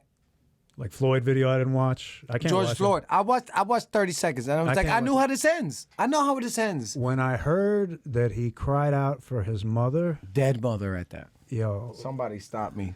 Somebody stop me. being in a situation He's where an old ass man. Sorry to cut you off. I'm sorry to cut you off. That's okay. Old ass man. He's old. He knew his mom was dead. This is not a 12-year-old. It's an old ass man. Suppose he was on drugs. I don't give a fuck. He called up for his dead mom. That's crazy. that was, and you know what else, Styles? In America, when I was a kid growing up, we did not have people getting killed on television. We didn't have, like, It was happening. but they never showed it. They never Like, showed When it. I was in Greece, they said, like, bro, if you come, like, when you come to Greece and you watch the news, they'll show the blood and, like, the people's heads blown off and Oh. everything. Like, they'll It's show like that Mexican. It's like Mexico news. You see cartel wars shit. Yo. all the time. So when things like, you know, the cops just fucking Abusing power. it's frightening for me because when I was 17 on the Lower East Side, the cops it was the Giuliani era. So Oh, broken windows policy. the cops just swept that block and I happened to be there. And they said I had weed on me. I had not smoked weed until I was 23. I was 17 at the time. I was a 17. They were 6 years too early, son. I was a 17-year-old kid trying to stay, you know, out of trouble. Yeah. And I saw the cops on the Lower East Side just literally pick this dude up and body slam him on the sidewalk in front of me. Watch his elbow get split open, blood shooting all over. He was telling us our rights because we're all up against the fucking the wall, you know, reservation because and everything. they're doing They the don't usual give a thing. fuck. And like when I saw that, it just made me flash right back to high school, because in my high school religion class, one of my boys was telling a story about when he was a kid in Patterson and the cops. And I'm not even going to get too into what happened that day because it still upsets me. Yeah. But knowing that follows my boys for life. Oh. Yo. Yeah, the PTSD. It clicked. When I was in prison and I got strip searched, right then and there, I was like, now I understand how my boys feel. On a daily. And that's something that when I say that, my friends appreciate the fact that I've taken the time to understand where they're at. You know? Yeah. But that's like a maturity level that maturity doesn't come with age. Right? Let's just get that clear. Maturity does not come with age. People are like, oh, boys mature at this age, girls mature at this age. Listen, maturity comes when it comes. You might be 90 years old and you never matured. You might be 15 years old and you're matured way too early for your age because you're not living what a 15-year-old should live like, because you got to take care of your little brother because your mom is working 3 jobs, or your dad, or you got a single dad and your mom never showed up. There's different levels to maturity. But once you reach that level of maturity that you could analyze other things in life and see things beyond, sure, you could acknowledge skin color, which is melanin. Let's get that out the way. You could acknowledge how much melanin someone has. You could acknowledge someone's religion, what place on the planet they came from. All that is fine and dandy. Acknowledge that. But at the end of the day, how does this particular person move in life? I look at a human as a human, male or female, trans, gay, lesbian. It doesn't matter to me what you are. Shout out to the LGBT. TQ. It's so hard for me to say. I'm but, sorry if we butchered it. Yo. And shout out to them. Let me say this. They've been struggling. Nobody parties harder than them. Yo. I was on this island called Mykonos in Greece. And it's known as like the gay island. It's like there's a spot where it's just a mecca. So I'm used to, club scenes. Shelter city. It is what it is. It's going to take to us. Yeah.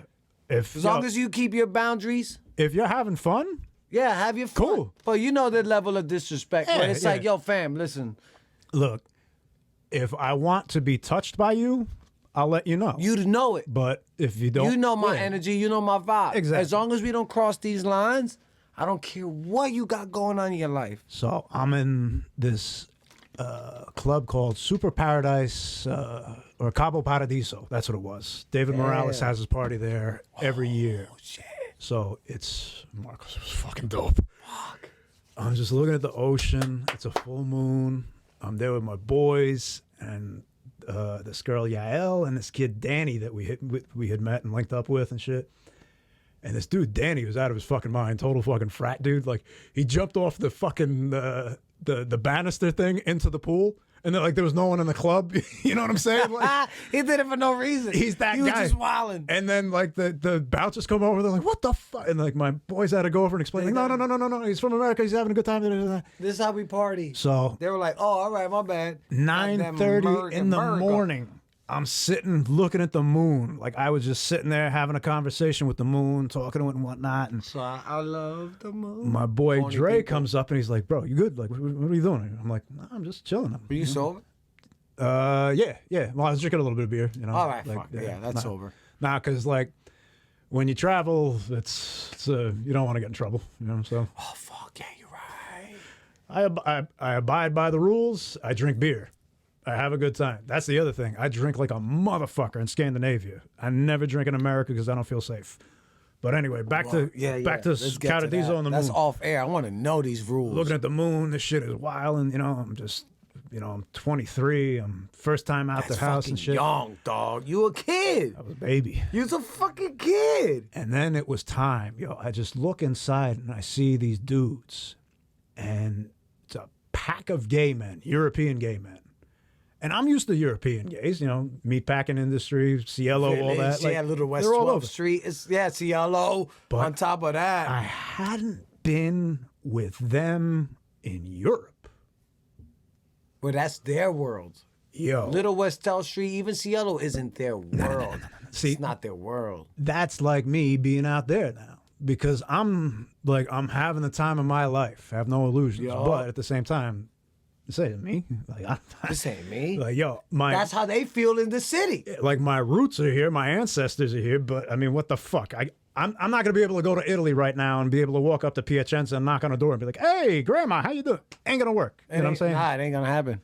But when I saw these dudes vibing, it was like, Marcos, it was like watching the fucking WWF, like, gigantic, like the fucking Neptunes Guidos from Long Island, the Brontosaurus motherfuckers, all of their girlfriends are named Teresa or Maria, and see, I could be racist like this because I'm Italian, so it's okay. But like, I do my scissors and break it. Yo, Teresa, look at this fucking shit. Look at it. Do the dance thing. The dance thing. Yeah. The dance with his fucking legs. His fucking legs. Thing. He's still doing it. It's a fucking kid here. Yeah, word. Yeah.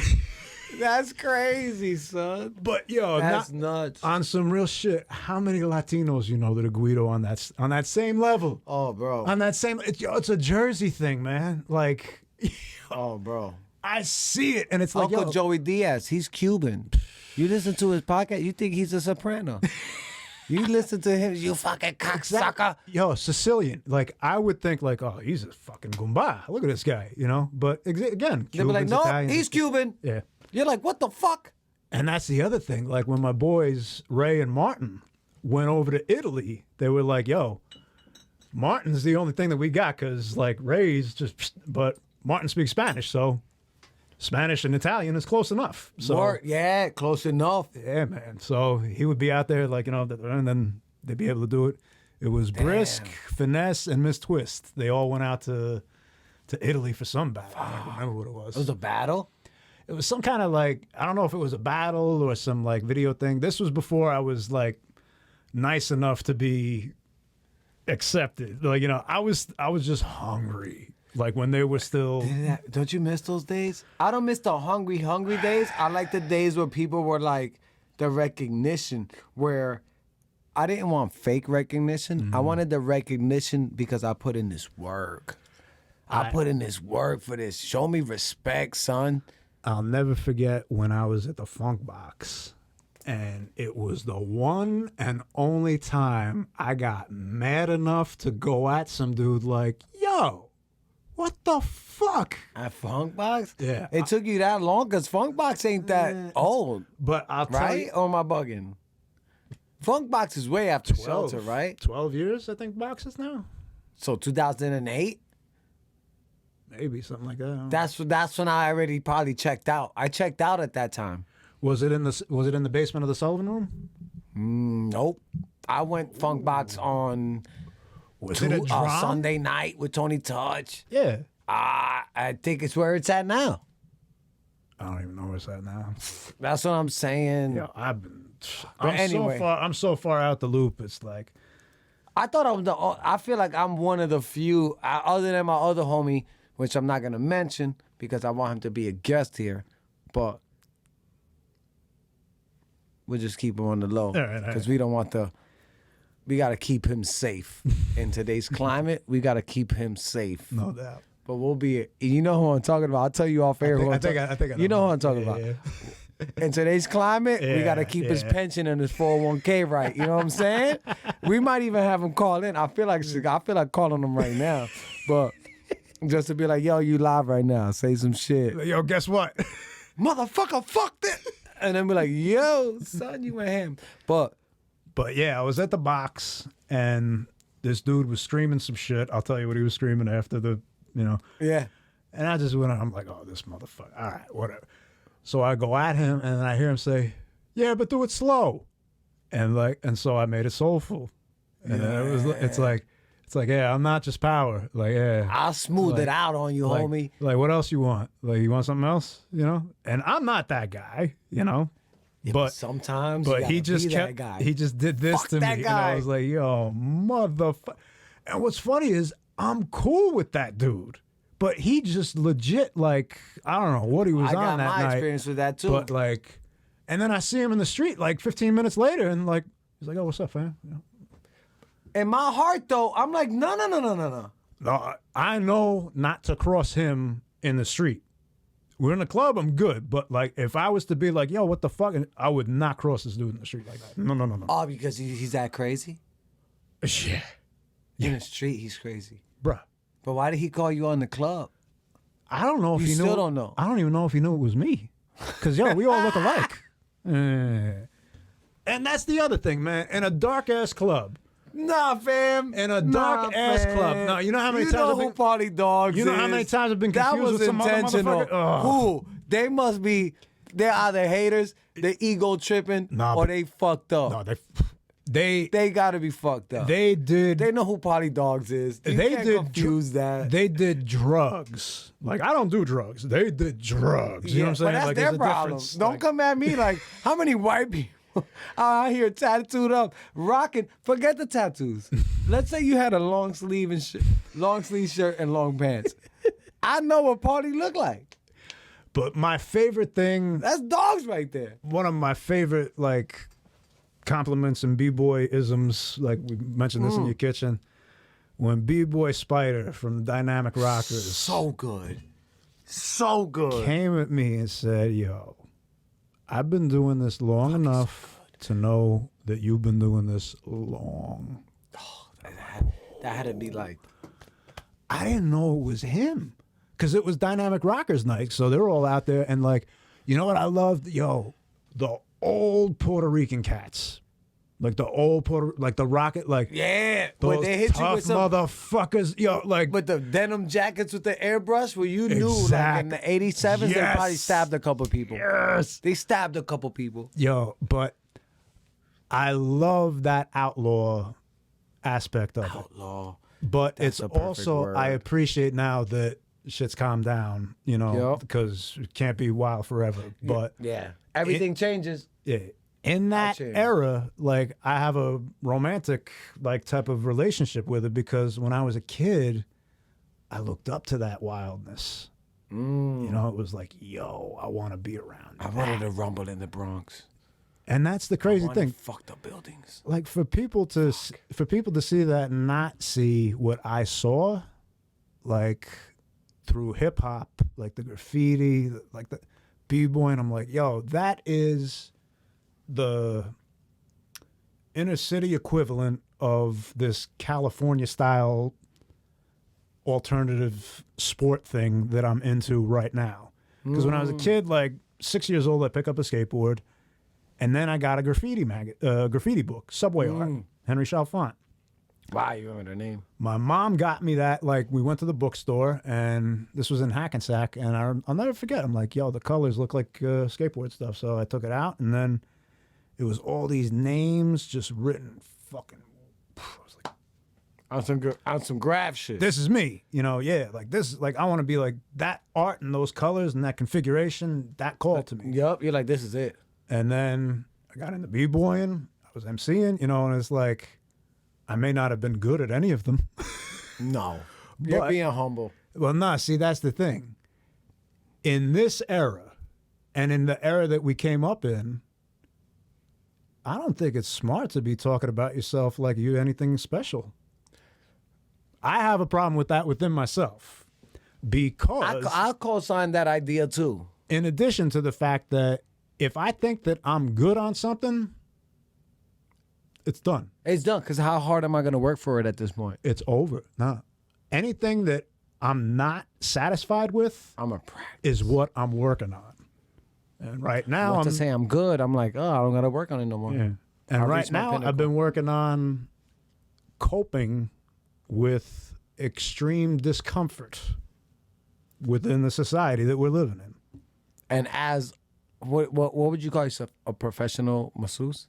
A masseuse? I'm a licensed massage therapist. A licensed massage therapist. That LMT. Yeah. You know what I'm saying? Hit him with that LMT, boy. I also call it the human body repairman because I it's beat like that. that's what I do. I'm dogs. I fix human bodies. And you do that. Can people hire you? Like, how do they do this? How do they find you? How do they hire you? You can hit me up on Instagram, you know, but At Mighty Joints NYC. Mighty Joints spelled normal. MIG. NYC. New York City, NYC, because I work in the city. Mighty Joints, though. Yeah. NYC. Yeah, so Mighty Joints NYC. At Mighty Joints NYC. And they'll find numbers and emails and. You could DM me, but it's the kind of thing where I kind of got to know you. Oh, so it's That's like. the other thing with my It's industry, like a word of man. mouth. It's like, look, dog, I'm not out here rubbing on anybody. Look, and that's the thing, man. If I I'm not out had here if I rubbing had on anybody. if I had a job that was marketable where my safety wasn't such a factor, because there's Health wise, you mean? not only health wise, but just like sexual predators. You know, there's some fucked up people out there, man. Like people think that, like, oh, you're a massage therapist, oh, you jerk people off, like, Oh, shit, it get that real? As a dude? bruh. I could imagine it. I'm not downplaying it. I'm not saying like this ain't a thing before y'all catch feelings and comment and be like, oh, you think we don't get harassed too? But is it that is it that big of a thing, son? Once again, I would like to give a big shout out to everybody that has to deal with shit that doesn't apply to their race or gender. That's me. Genderizing right now with this shit. fucking even Exactly. fuck genderizing, careerizing. If that's even a thing. Yo, I didn't even think about that. That's Well, the- you show up and you're like, yo, fam, the fuck? And yo, it's just me and you in the son. room. So it's my word against yours. And I need to keep my license. You know, so, and not only that, my reputation. So all it takes is someone that just says something.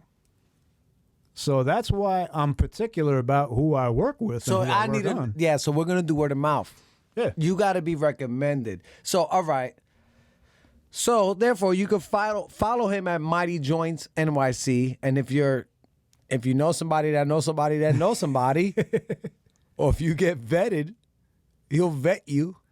Yeah, it's a basic, you know, you can get a It is feel what for it is. people, you know. Yeah, you know what it is. And, Yo, we just did about 3 hours, maybe. see, I could keep going. This You is could keep nothing. going. This is nothing. to But me. you know why? We got to watch some half-naked men beat the shit out of each other. Yo, son. How many? The prelim is fucking over by now? It's 6:30 right now. Wow. Okay. Ladies We and got the gentlemen, early prelims starting at 6. We're talking about UFC 251. The prelims are at 8, main card at 10, and we're gonna go out there and grill some food up. We got some steaks, we got some burgers. You brought some homemade burgers, right? Yeah, we got What's some in them Syrian joints? kebabs. Syrian kebabs. It's a allspice, chopped up onions, tomato. Oh, you fuck with onions? I was afraid you ain't fuck with onions. I'll put some onions on some marinated steak. I am Italian, so I smell like garlic and onions. Oh, and I got garlic on them too, bro. I got some potatoes out here. Sweet. We out here. Yo, once again, hopefully you come back, bro. I say that to every guest, but I really mean it because I only have guests on here of who I really want to politic and build with. So I really do hope you come back. I'll be back.